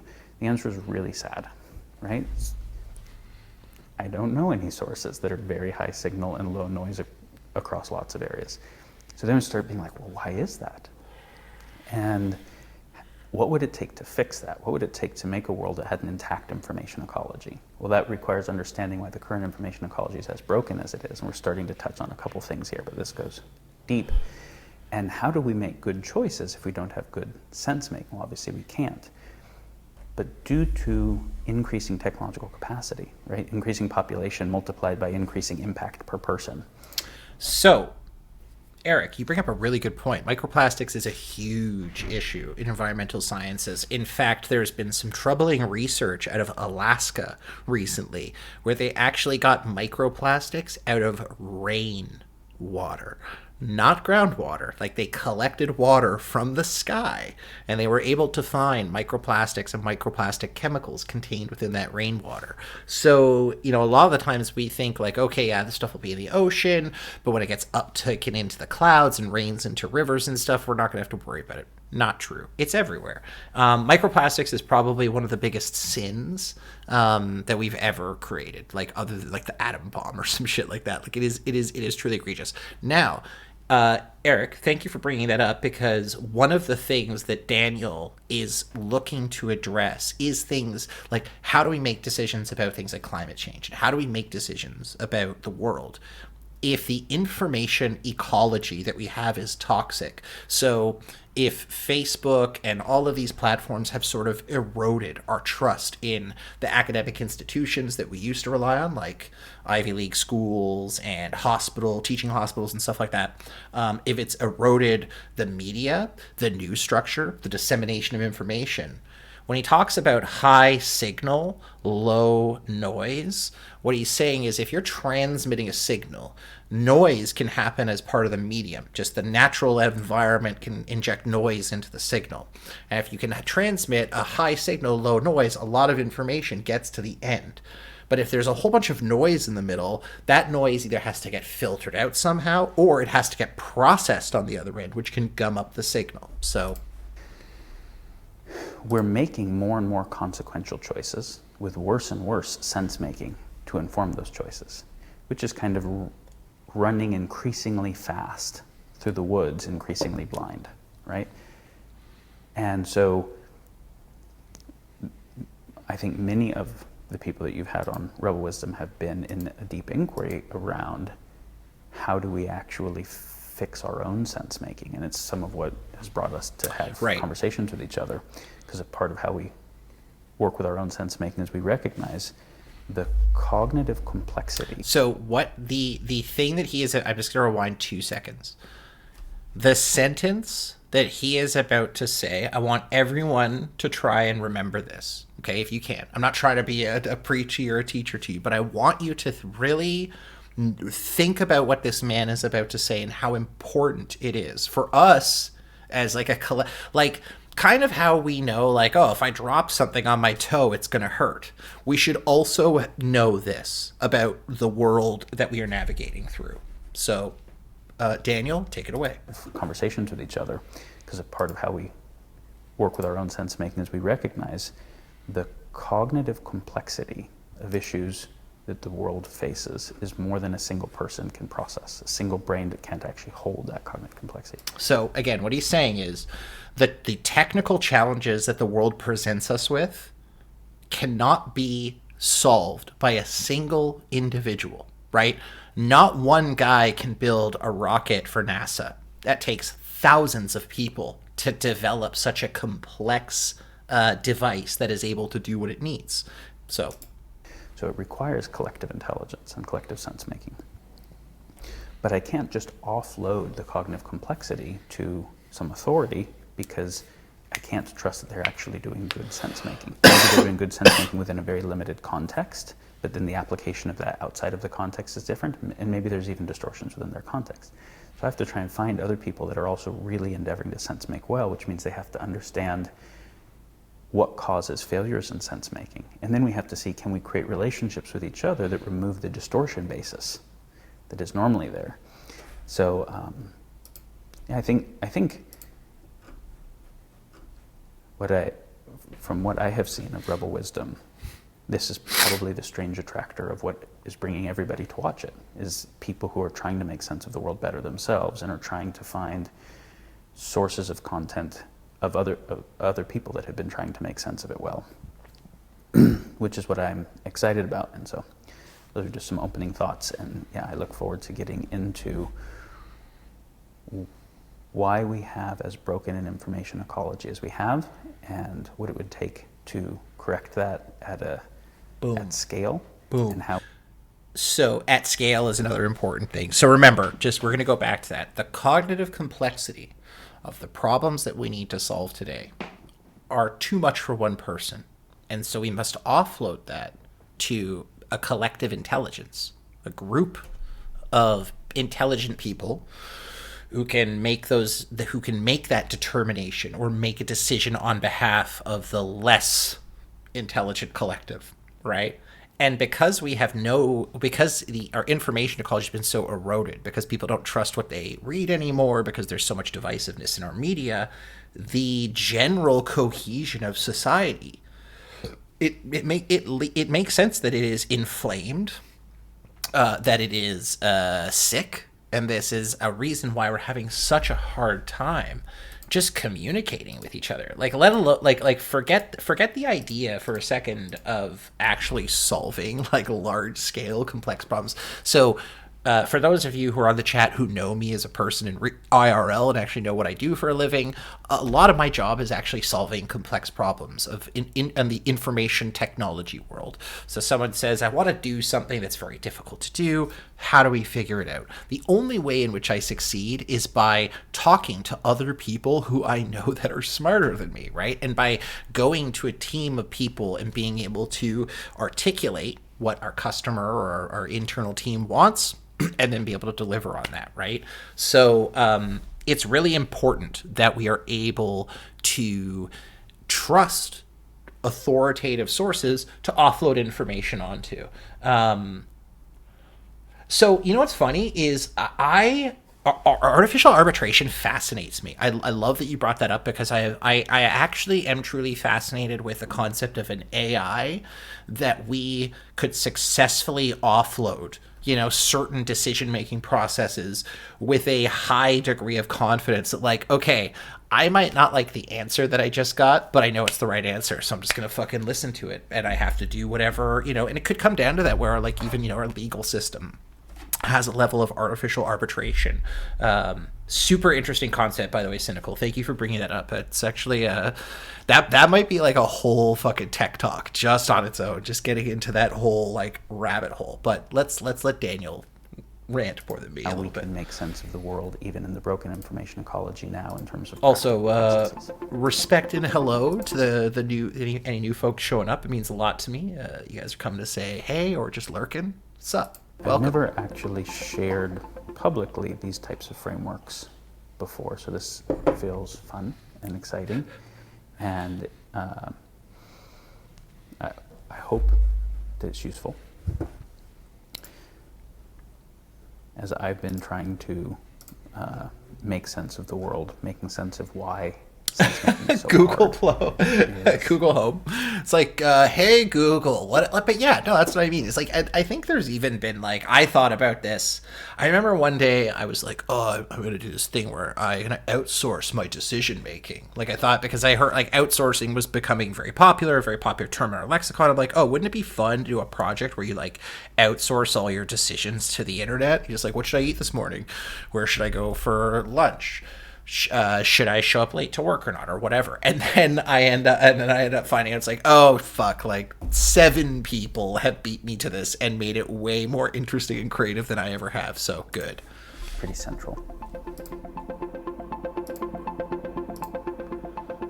There's a famous quote, I think attributed to Einstein: make things as simple as possible, but not simpler.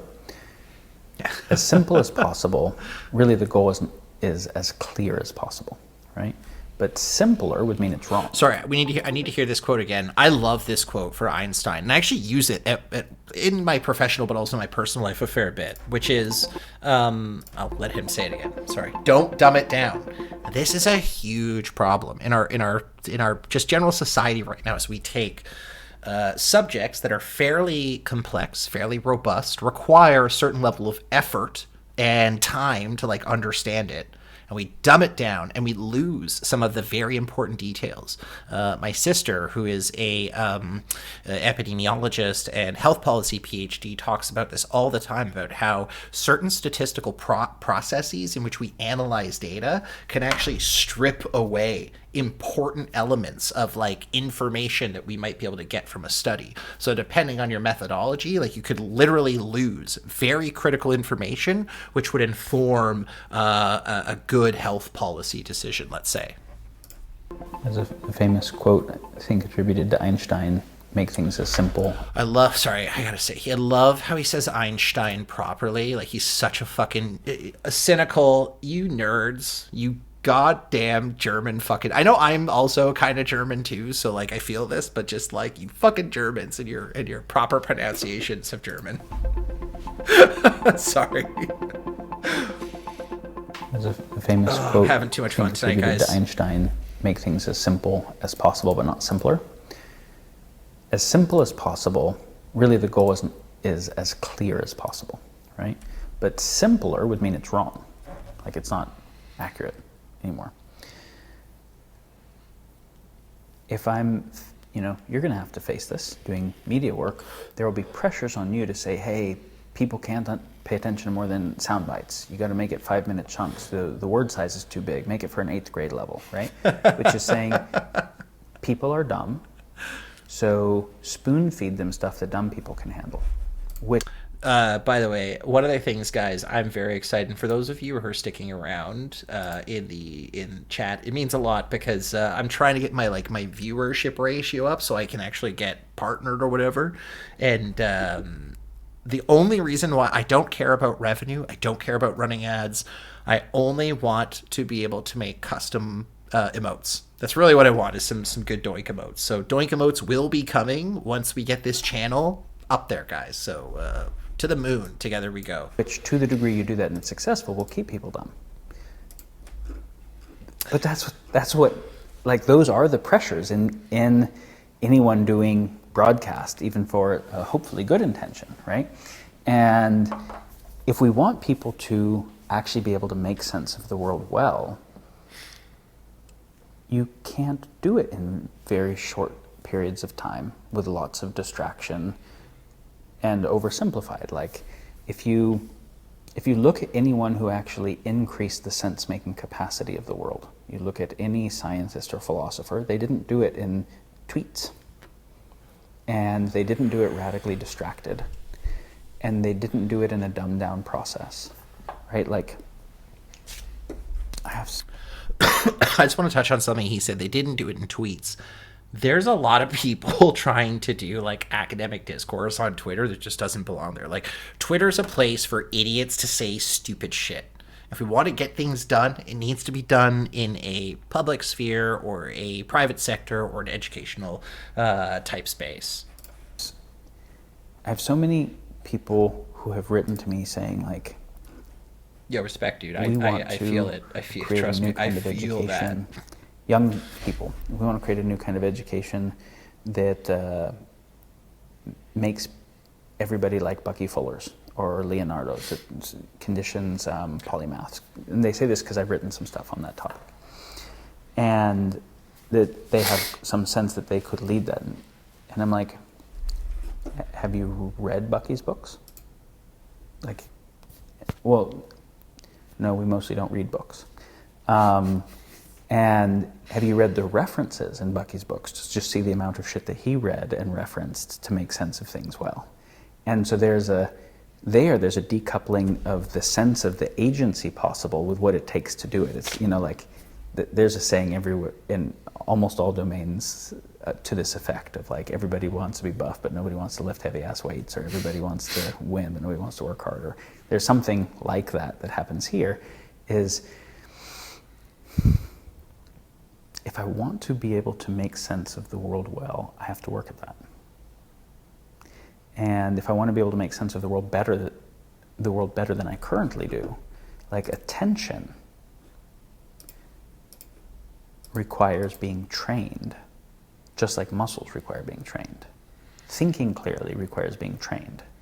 And anytime there's a hormetic process. Hormesis is the principle by which you stress an adaptive system to increase its adaptive capacity. So I have to stress a muscle to get the muscle to grow. If I'm lifting an amount of weight that's super easy, there's no input that says the muscle needs to be bigger, and there's a cost to getting bigger, right? So it's only going to go through that cost if it's being stressed. And the same is true, like if I expose myself to more heat and more cold than is comfortable, I actually gain greater metabolic flexibility to deal with heat and cold, which means that if I stay in an environment where I always have heating and air conditioning, I'll actually lose metabolic flexibility. You have to stress the system to be able to grow the system in a particular kind of way. Not all stressors are going to grow the system. But this is definitely true cognitively, which means if I keep paying attention to hypernormal stimuli that are moving quickly, so I get the stimuli of lots of novelty. TikTok. I'm going to be decreasing my attention. But if I want to have any kind of nuanced view, I have to be able to hold multiple partial views in working memory. It's not that some people have good memory or good attention and other people don't intrinsically, any more than some people are buff and some aren't intrinsically. It's developable, but it has to actually be developed. So the impulse to say, hey, make it really simple so everybody can get it, and the impulse to say, help people actually make sense of the world well are different things. Right. Yeah, this is... Now, some people will make I'll let him keep going technical seeming intentionally to obscure it as a power game, right? So that to encourage others to defer their sense-making to them. I understand this complex shit, you're not going to be able to understand this, so defer authority to me. We want to do something... If we actually want to empower people, I don't want them to defer their sense-making to me. But I also don't want them to do lazy, shitty sense-making or defer it to anyone else, which means I want them to grow the quality of their own sense-making, which means to grow the depth of their care, right? Anti-nihilism, to grow the depth of their care, to grow the depth of their earnestness, their own self-reflexiveness, to pay attention to their biases and where their sloppiness in thinking, their own skills and capacity. I want them to grow their attention span and both the clarity of their logic and the clarity of their intuition and the noticing when something's coming from intuition or logic and how to relate those, like all of those things. But that's actually what increasing sovereignty means. So, like, just to recap there, he makes a very excellent point. And it's not just an allegory, that it is this is based in biological fact, right? The same processes that you use to build muscle, right, exist on a cognitive level, right? The more that you allow neurons to fire together, the stronger they will bind together. And thus it will improve their efficiency in order to do whatever that particular cognitive process is, right? So a way of thinking about this is when you start to work out a particular muscle, you don't just get stronger, you actually get a little bit better, more coordination, more control. Your nerves and the entire systems that support that muscle also improve, right? But it requires tension. It requires you to use it. It requires you to actually expend energy. So one other thing I want to touch on really quickly that he made me think about was this concept of cost. So nature as a creature takes cost very seriously. All biology is essentially, cost is like the one factors, right? It's how much energy do I need to spend to get a certain amount of energy or effect out of the system, right? This is actually why, one of the reasons why I don't know how many people spend time thinking about this, but why is birth control so ubiquitous for women but not for men? There's a whole, I could talk about this for an hour, but I'm going to dumb it down as quickly as possible. There is an enormous biological cost to having a child, right? And in order to have a child, your body needs to be able to support it, right? And what happens is your body essentially, a woman's body in particular, has a bunch of systems that basically say, I don't have the resources right now, or I'm not in a position to actually don't dumb it down. I appreciate it. Wow, I just got fucking schooled. I got schooled, Rick. Thank you. But the idea is that there are many biological systems that are easy to interrupt for a woman's body to stop the process of being able to be, fertile. Like, so whether it's a hormonal treatment or a variety of other, there's more mechanisms available as opposed to men's reproductive strategy and the fact that like men are basically always able to reproduce at any time. And it really comes down to sort of and he dumbed it down.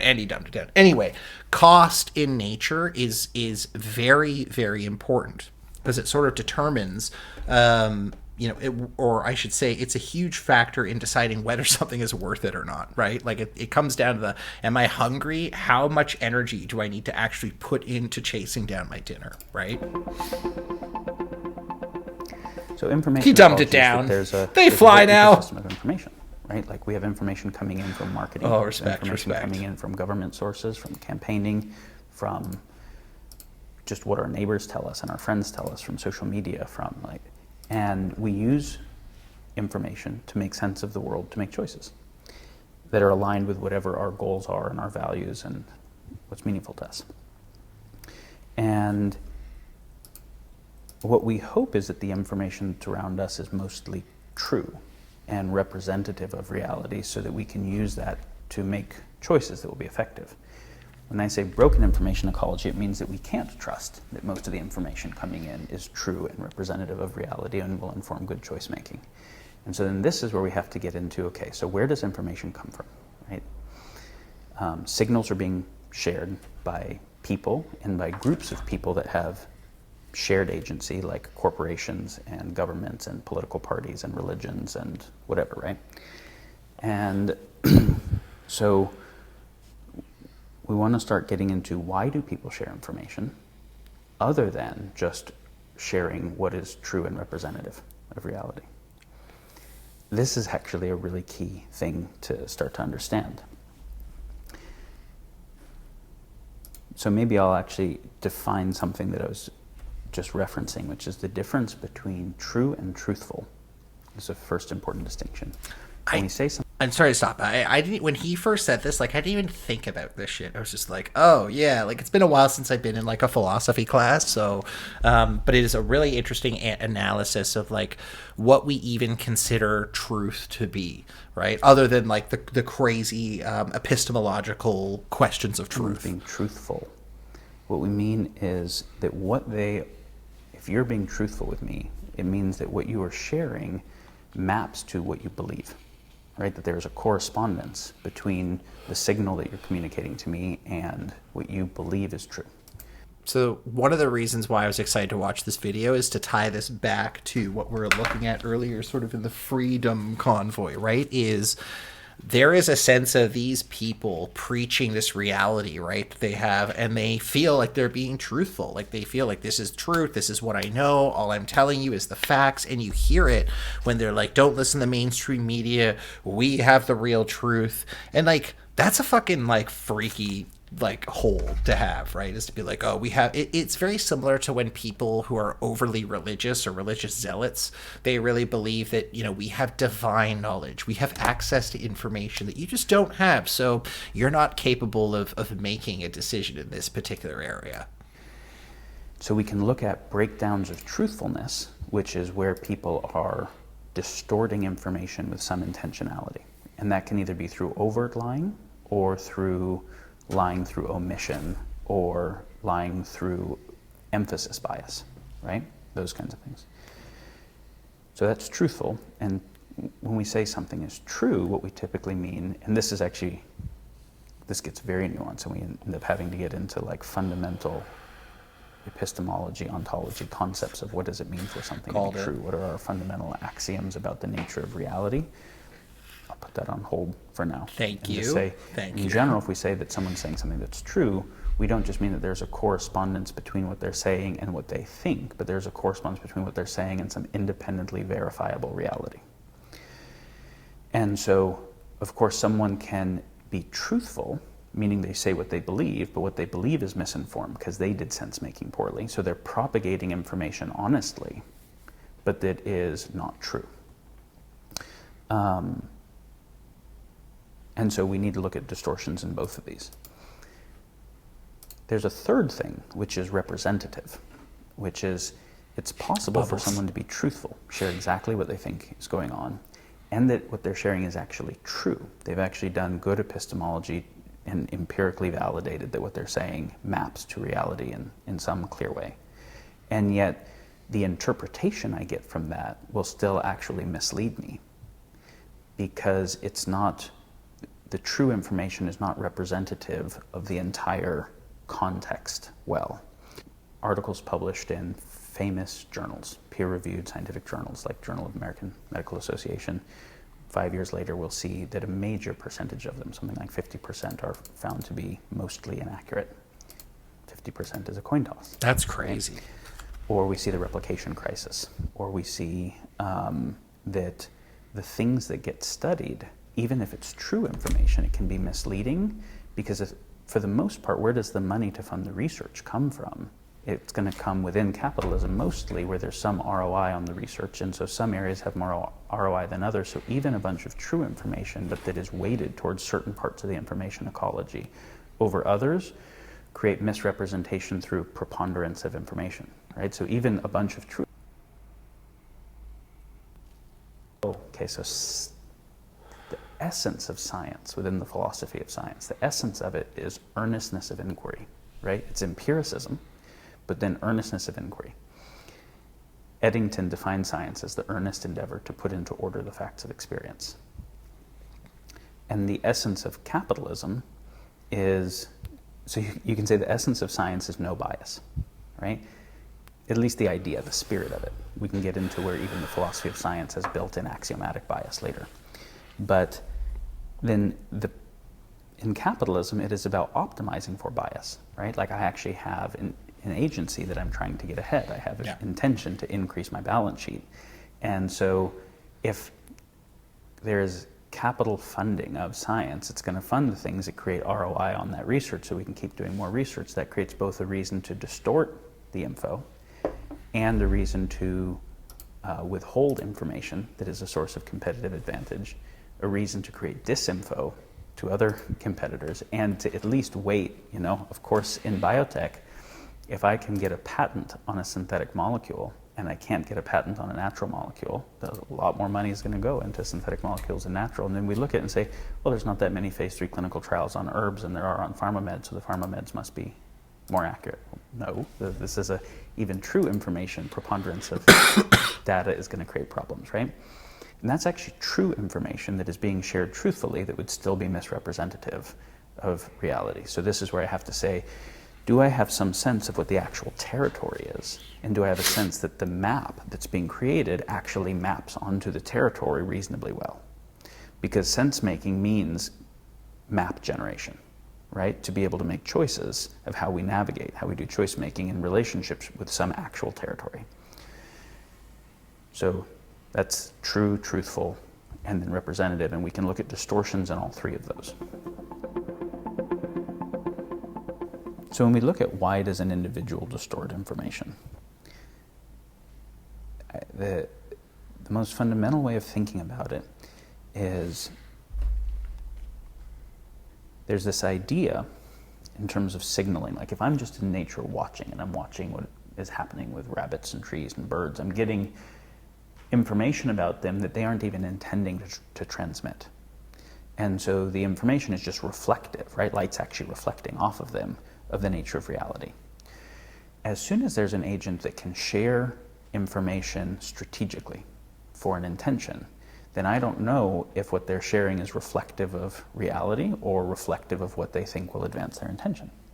And that's kind of the key distinction, is that the moment we get abstract signaling, which language allows us, and the ability to kind of forecast and our ability to model each other, and your well-being and the basis of your agency doesn't seem coupled with my well-being and the basis of my agency perfectly. In the case of the partner wanting to cheat and get away with it, right? There's a decoupling of well-being and agency. In the case of if I'm a marketer of a product and I want you to purchase it, whether my product is actually the best product or not, whether a competitor's product is better, whether you need the product or not, I want you to think that you need it and to think that mine is the best, right? So there's a breakdown between what seems to be in my well-being and what seems to be in your well-being. And so, I mean, what he's essentially approaching, right, is this interesting precipice of just like, I mean, capitalism's kind of the problem. You know what I mean? Like, it's very difficult for us to live in this world where, you know, we want to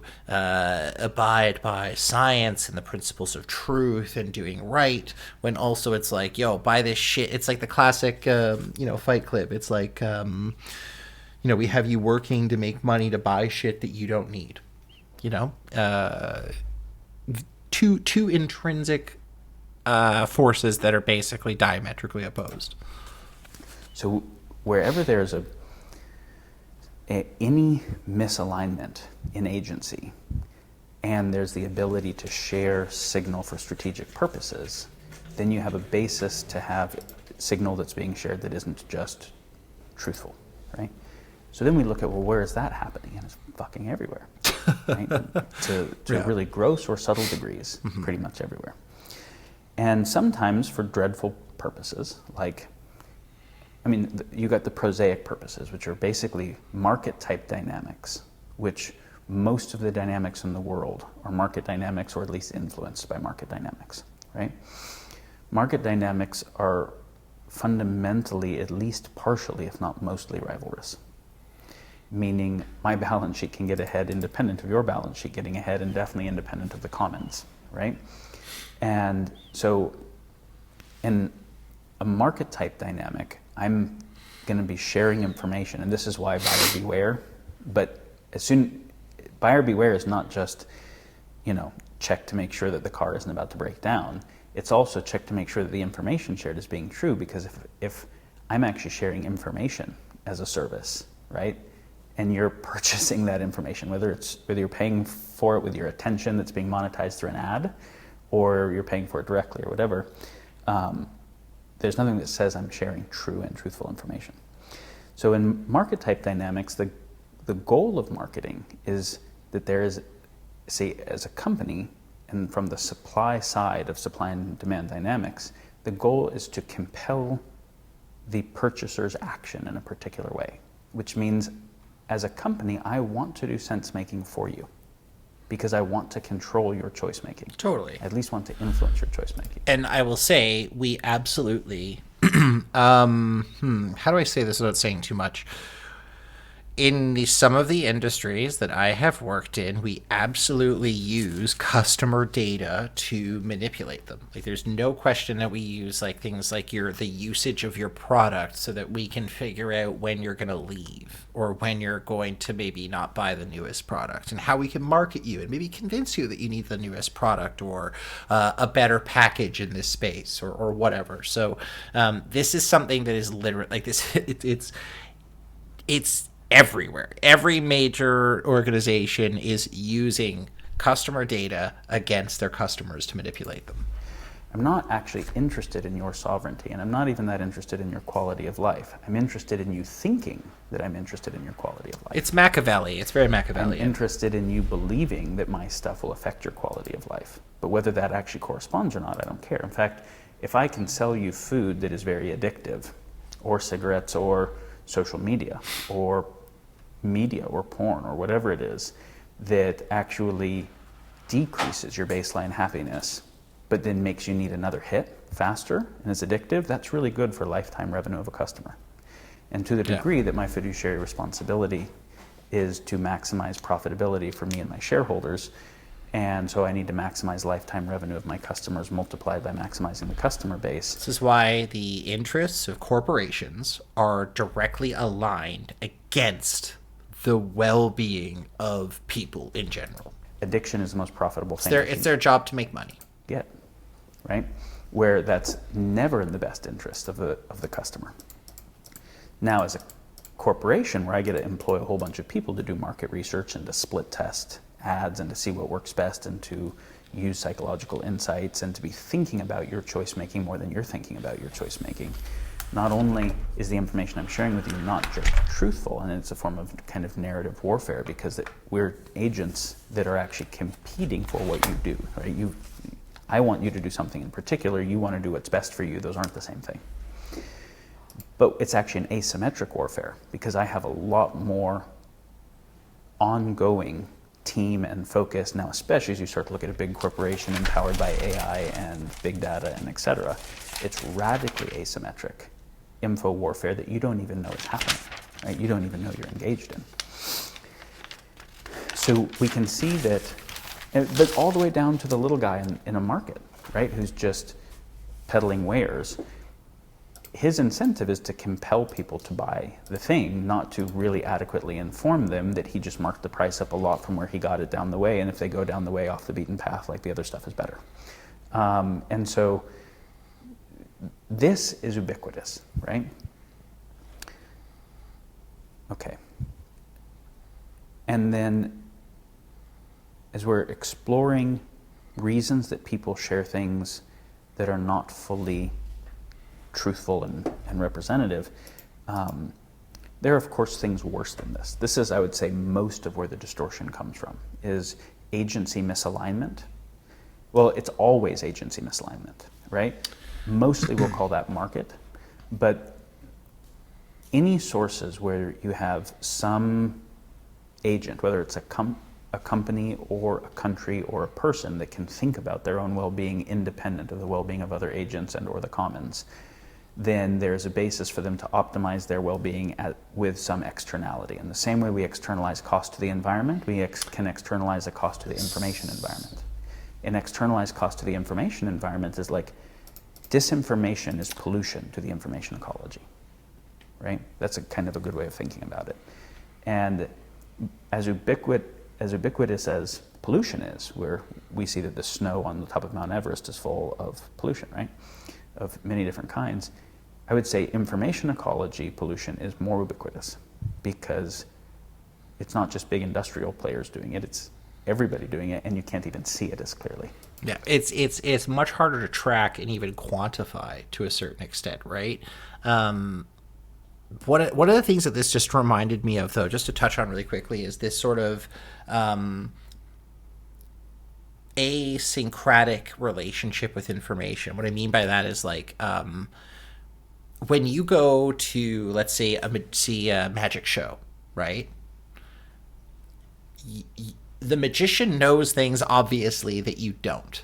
And in that relationship, you want that lack of synchronicity in terms of, that's part of the show. It's like, oh, how did he do it? Wow, right? The wonder is in the not knowing and in the amazement of the magic that he's doing, right?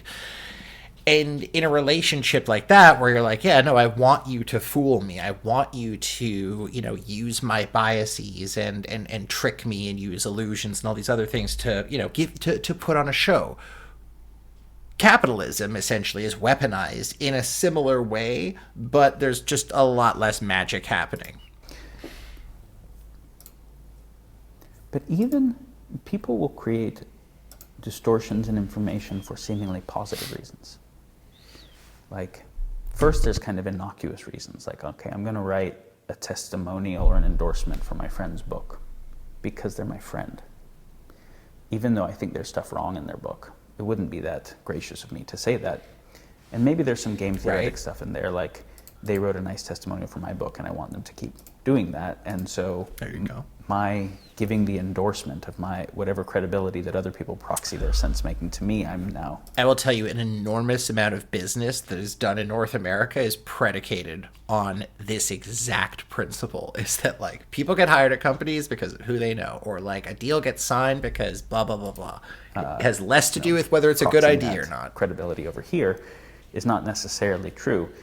Even if it's not that they did the endorsement on my book and I just am supportive of them taking a positive step, that doesn't necessarily mean that anyone else who sees that I offered that testimonial and is using that as a method of their own sense making knows why I did it. So here's the other thing, is a decoupling of the signal that I'm sharing with the intention that I'm sharing it for.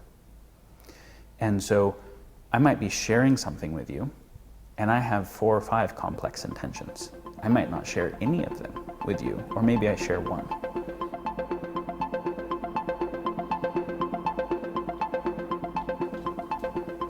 When you're getting information from a news channel and you're like, oh, this news channel wants to maximize my time on site, and it can do that through appealing to my cognitive biases and my emotional biases and my identity biases. It can do that through things that are inflammatory. It can do that through all kinds of things that are... This is a lot of the stuff that like Tristan Harris touched on in the, what was that documentary? It's Social Experiment. It's not The Social Network, right? I can't remember what it's called. But Tristan Harris used to be the chief ethicist at Google. He made some awesome waves doing a podcast with Sam Harris. He went on to do a podcast with Joe Rogan. He's a really, really brilliant thinker in this space, and he talks a lot about, how tech companies measure. Like, something a lot of people don't know is that when you're using Google Chrome and like when you search something, there's something like 50 data points that they're collecting, like things as crazy as, my cat's losing his mind, things like they'll collect how long your mouse hovers over something or how frequently it moves, right? Like, and there's just so much information that is collected on Google, and all of that is done to maximize, right, your time on screen. So it's interesting that he's touching on this. Hypernormal stimulus and that hijack my attention. This is where it's competing for my attention against where I would want to put my attention because it's monetizing my attention, right? So I have to factor the agency, the intention of the news station, and try and remove that artifact from the information to try and infer what the true information might be. Basically to infer what the source of distortion might be. The same with the political candidate, the same with science that's coming forward, and I'm looking at, okay, so who is seeking more grant funding, and what is easiest to fund? And where are there standard model biases where only the things people are only going to share the shit that's going to get them more funding and that's going to get tenure, where they have to defend the thing that got them the Nobel Prize, even though it might not be true anymore, for ego and identity biases. Got to factor all of those kinds of sources of possible bias. And so this is the first, I would say, kind of valuable thing when you're trying to do sense making, is to recognize that the signal that you're getting everywhere is mostly strategic. Strategic on the part of, which is just another way to say intentional, on the part of the agent sharing it for their purposes, not yours.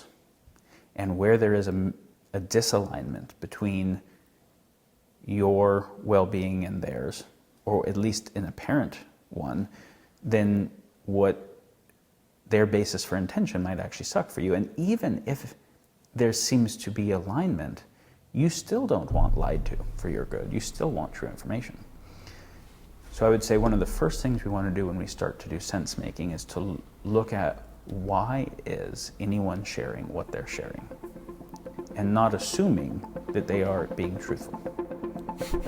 That's a pretty interesting assumption to come out right out the gate. Guys, before, just to keep the temperature up in the chat and make sure that we're all having a good time here, I have noticed that in the last couple minutes, ever since joining the Windsor Convoy chat, quite a few messages have blown up, and it looks a little bit more, shall I say, inflammatory than the other chat. So I'm super curious to dive in here really quickly. I hope you guys don't mind a quick gear shift as we look at some more insane shit, and then maybe cool ourselves out with a little Daniel before the night is over here.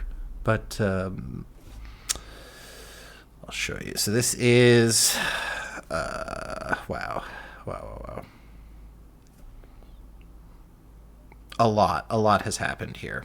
So we're gonna go through mostly the voice stuff. There's actually so many messages that it's hard to scroll through because it just keeps going back to. I might have to, you know, I have to turn it off. We'll just have to go.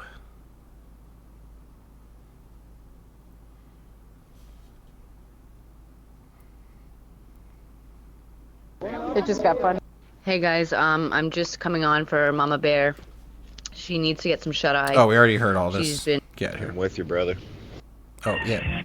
Already talked about them co-opting people. You guys are doing great. Hold it. Yeah, during the day when all those people are on there with the chatter, you gotta try to ignore them. When you show up there and you see everybody, they have no idea of leaving. They're there to camp.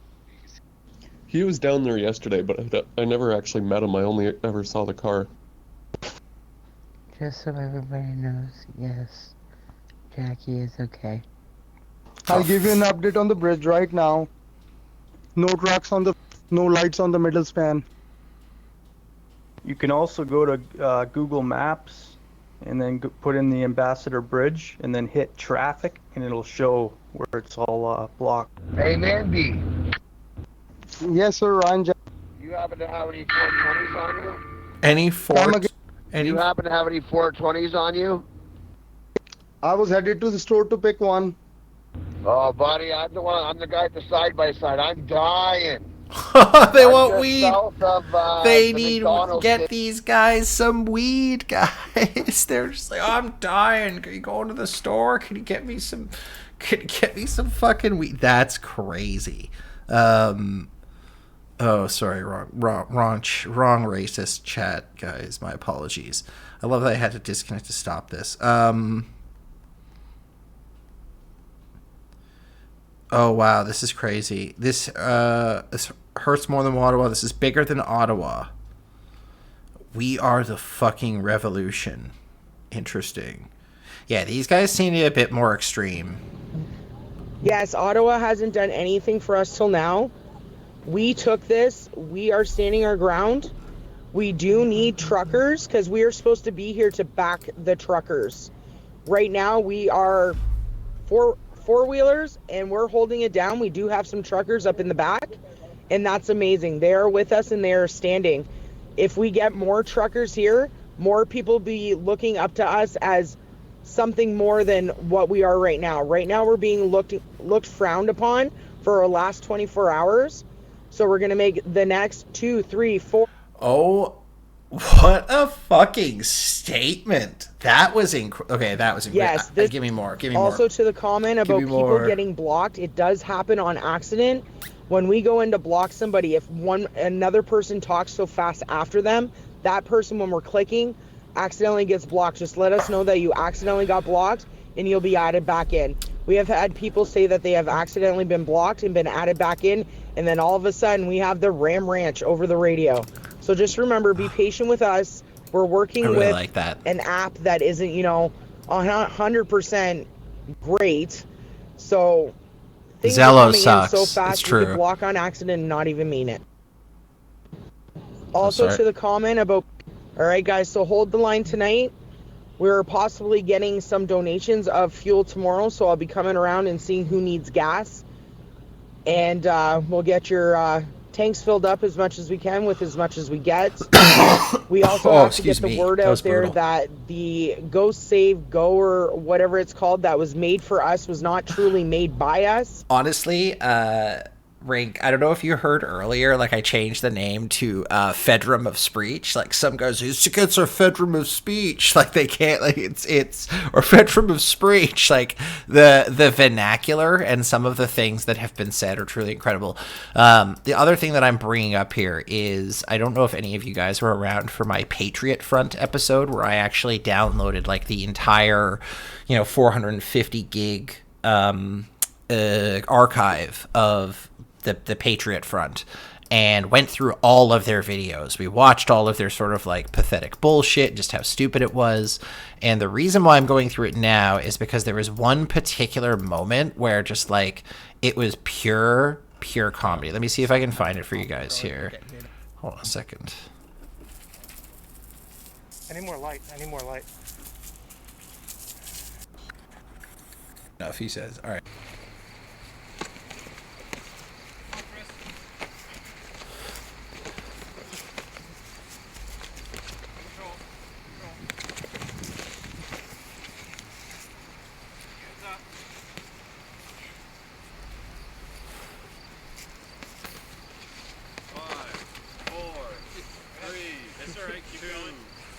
You lost your mask, kid. Sorry, there's a moment here that is worth watching, I promise. Just wait for it. Let me see if I can fast.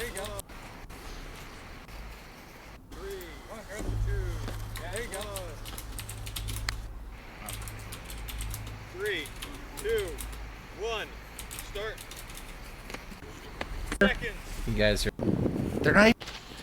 You don't really... Yeah, you don't... So I just... Alright, let's keep going. From what? Oh, here it is. Latency.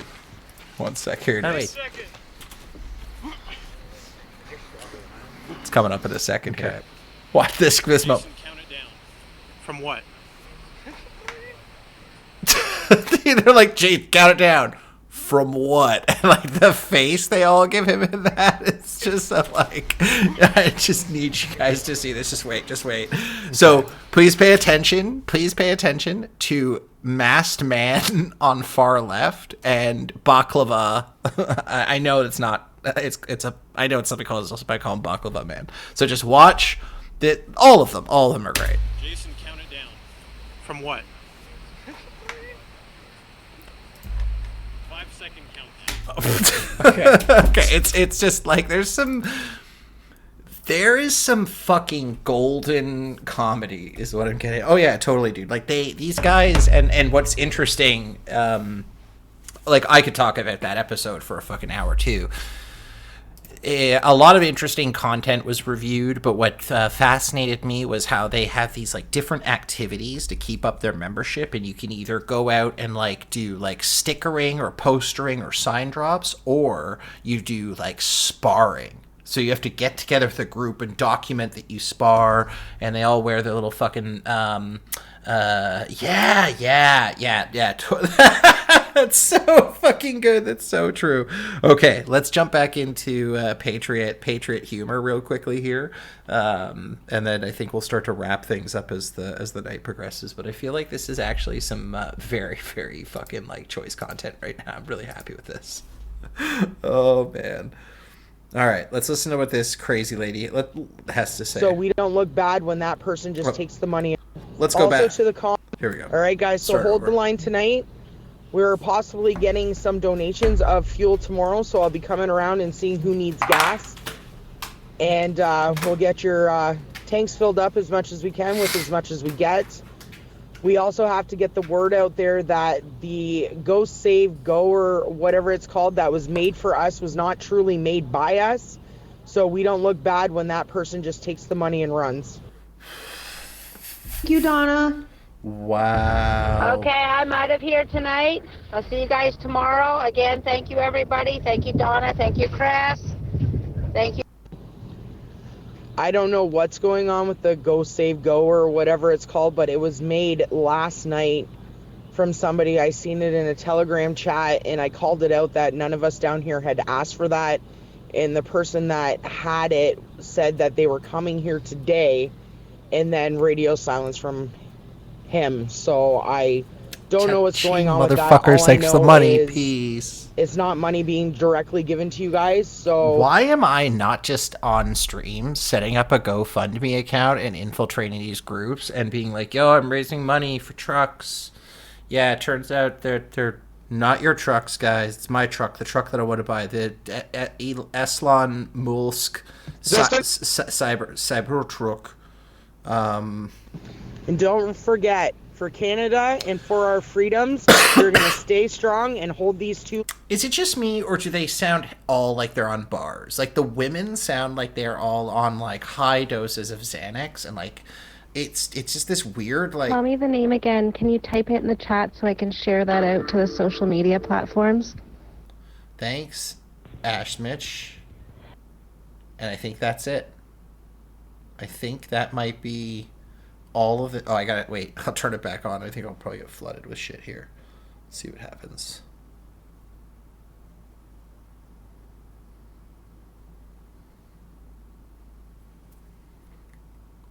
Wow, this is quite incredible. Speaking of the insanity, because the insanity is truly, truly insane. Let's take a quick... Oh. Well, sorry about his luck.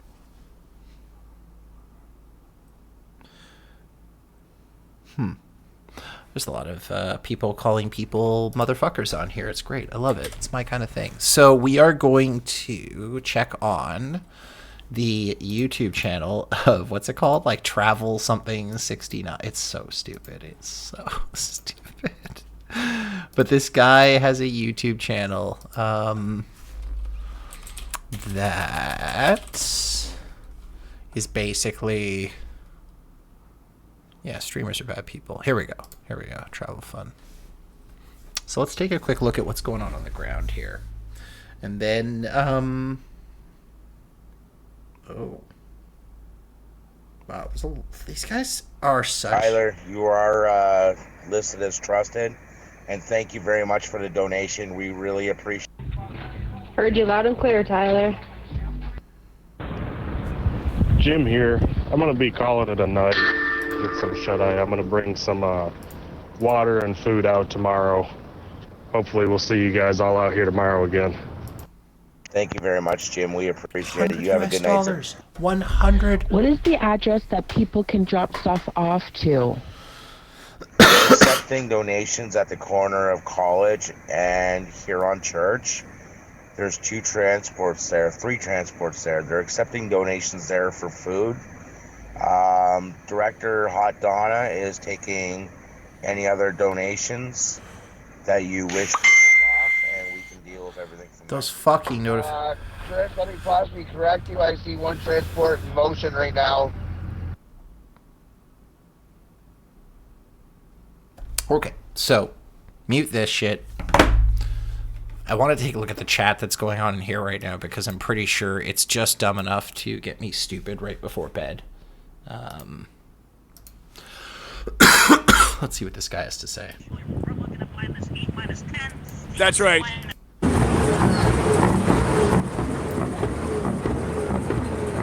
Look at all those fuel cans. Wow. Okay. From Plano, Texas. Thank you, Jeff. Thank you so much for that.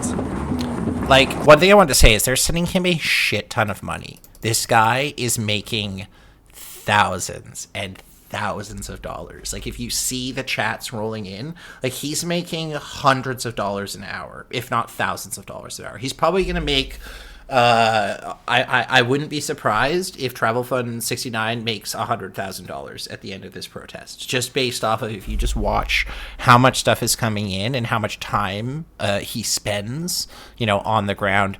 And again, this chat is one of the most, like, horrific things you've ever seen. You know, like, everyone hanging out will defeat the tyranny and mandates and the lies. Like, what lies? And we could litigate this all fucking night. We could talk all night long about the misinformation, and I think that's kind of what came back to why I was, like, really interested in the Daniel Schmachtenberger stuff. I think without going deeper into his video, because it's getting late, I'm going to wrap it soon. It's been a good one. I think the challenge is going to be taking stuff back to the, like, make it simple, not simpler, but is like simplifying frameworks for us to have an incentive to be more mentally fit, basically. How are we going to get people to give a shit, right, about having a healthy information ecology? People like it when their biases are being confirmed. It's really difficult to convince people otherwise that, like, oh, you're wrong. Like, I personally am someone who likes to try to admit when I'm wrong and likes to apologize when I'm a fucking asshole. And I feel that those moments are very, like, humbling and difficult for me to go through. They truly help me grow. It's kind of like building muscle. It's like, wow, I can't believe, like, you know, I was able to lift that weight. Like, that was a heavy weight, and I managed to lift that, and I think I'm a little stronger because of it, you know? So anyway, I hope that, you know, as we progress down the road and whatever the fuck is going on in Ottawa, we at least come out of it with a better framework of dealing with these problems. This stuff scares me, though. I will say that I'm a little freaked out by not just the protests, but the material support that they are receiving from the United States.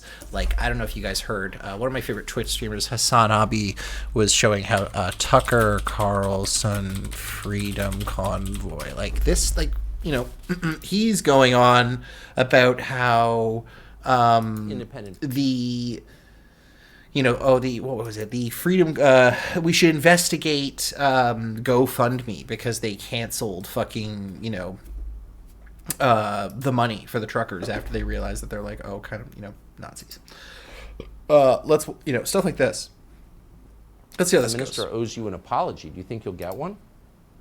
There's a few people in the politics that owe us an apology. There's a few high-ranking members of each party that have said some things that were completely uncalled for. We were the ones, like the frontline workers, like the medical workers, like law enforcement. We worked right from the start of this pandemic. Yeah, but what's crazy about these motherfuckers is that they're like dude, I know. I also, you know, like I will say that, like, there are some nights in which, like, mentally, like, I feel like I'm sitting on like this, like, void, and I'm just looking at it and I'm like, oh my god, there's no solving this. Like, it is truly a paradox. Like, this is truly an insurmountable problem that is as old as time, and perhaps much like how nature sometimes lights a fire in the forest to burn it all down and let it all rebuild from scratch, maybe that's what we're destined for. And that's truly horrific to think, but, like, I don't know, that tends to be the mechanism that you know, nature uses for self-correction. And so, you know, I just want to quickly say, who's Chris Barber?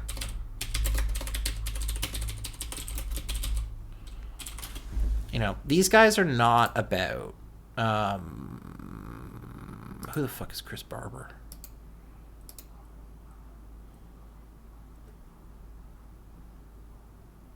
Huh.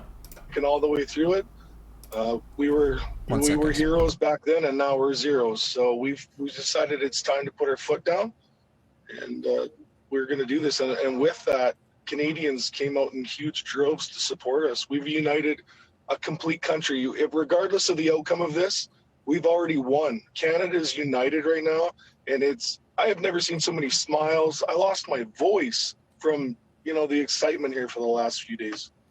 Man. Well, that's what happens.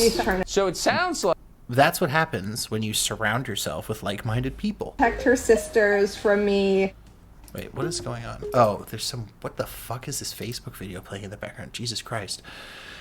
What I was trying to say is, yeah, when you're around all these people who just reinforce what you think, you're just going to hear the same shit. Like, you're going to think everyone's on your side. But, like, Canada is not united behind these people. I hope that it remains evident to all. Oh, he truly is. Like, let's, like, I think we're going to... Here, how do I... What happened to that tab? I know I get high sometimes. I must have clicked on some stupid fucking. That's exactly what I did. I'm an idiot. Minister I'm an idiot owes you in an real time. apology. Do you think you'll get one? No. Party that have said some things that were completely uncalled for. Like what? We were the ones, like the frontline workers, like the medical workers, like law enforcement. No. We worked right from the start of this pandemic and all the way through it. We were heroes back then, and now we're zeros. So we decided it's time to put our foot down, and we're going to do this. And with that, Canadians came out in huge droves to support us. We've united a complete country. Regardless of the outcome of this, we've already won. Canada is united right now, and I have never seen so many smiles. I lost my voice from the excitement here for the last few days. It's fucking brutal, man. I don't know. So it is. Heroes as Heroes is catchy. And what I will say is, the noise ratio. Thank you. And this is the problem, is like, these people are so caught up in, I guess, like, dismal economic circumstances, right? Like, here's the thing. Like, I don't doubt for a second that the material life of these men is, like, difficult. Like, I don't think that if they have a sense of being marginalized, I don't think that's invalid, based off of, where we put truckers in our society in terms of the rung and, the types of places that you're just like, oh, sorry, we don't allow your kind here. It's definitely nothing like people of color, but it is definitely, I can appreciate that there is a sense of marginalization in the trucker community. What I think sucks is that it's being heavily weaponized and almost like embellished to a point in which now these guys feel like they're in a position to take the country hostage because they believe what they're doing is right and that the outcome of their actions will make the country better. I truly believe that they are sorely mistaken. Time will be the ultimate truthful teller in this case. And I feel like that is a great segue to end tonight's show. To Cynical, to Rank, to ADC, to all you guys who stuck around, thank you so much. It means a lot for you guys hanging. It really gets those numbers up. And we get to watch fun videos together. And maybe we can do this in person sometime. But anyway, I love you guys. Take it easy. I'm signing off for the evening. Hopefully you're going to see if there's any boys up late playing Call of Duty. So we'll see how that goes. Until next time, guys, I am Mark, the Serious Rollerblader. You guys have been awesome. This is Tech Talk Tuesday. Please keep looking at the stars. Peace, guys.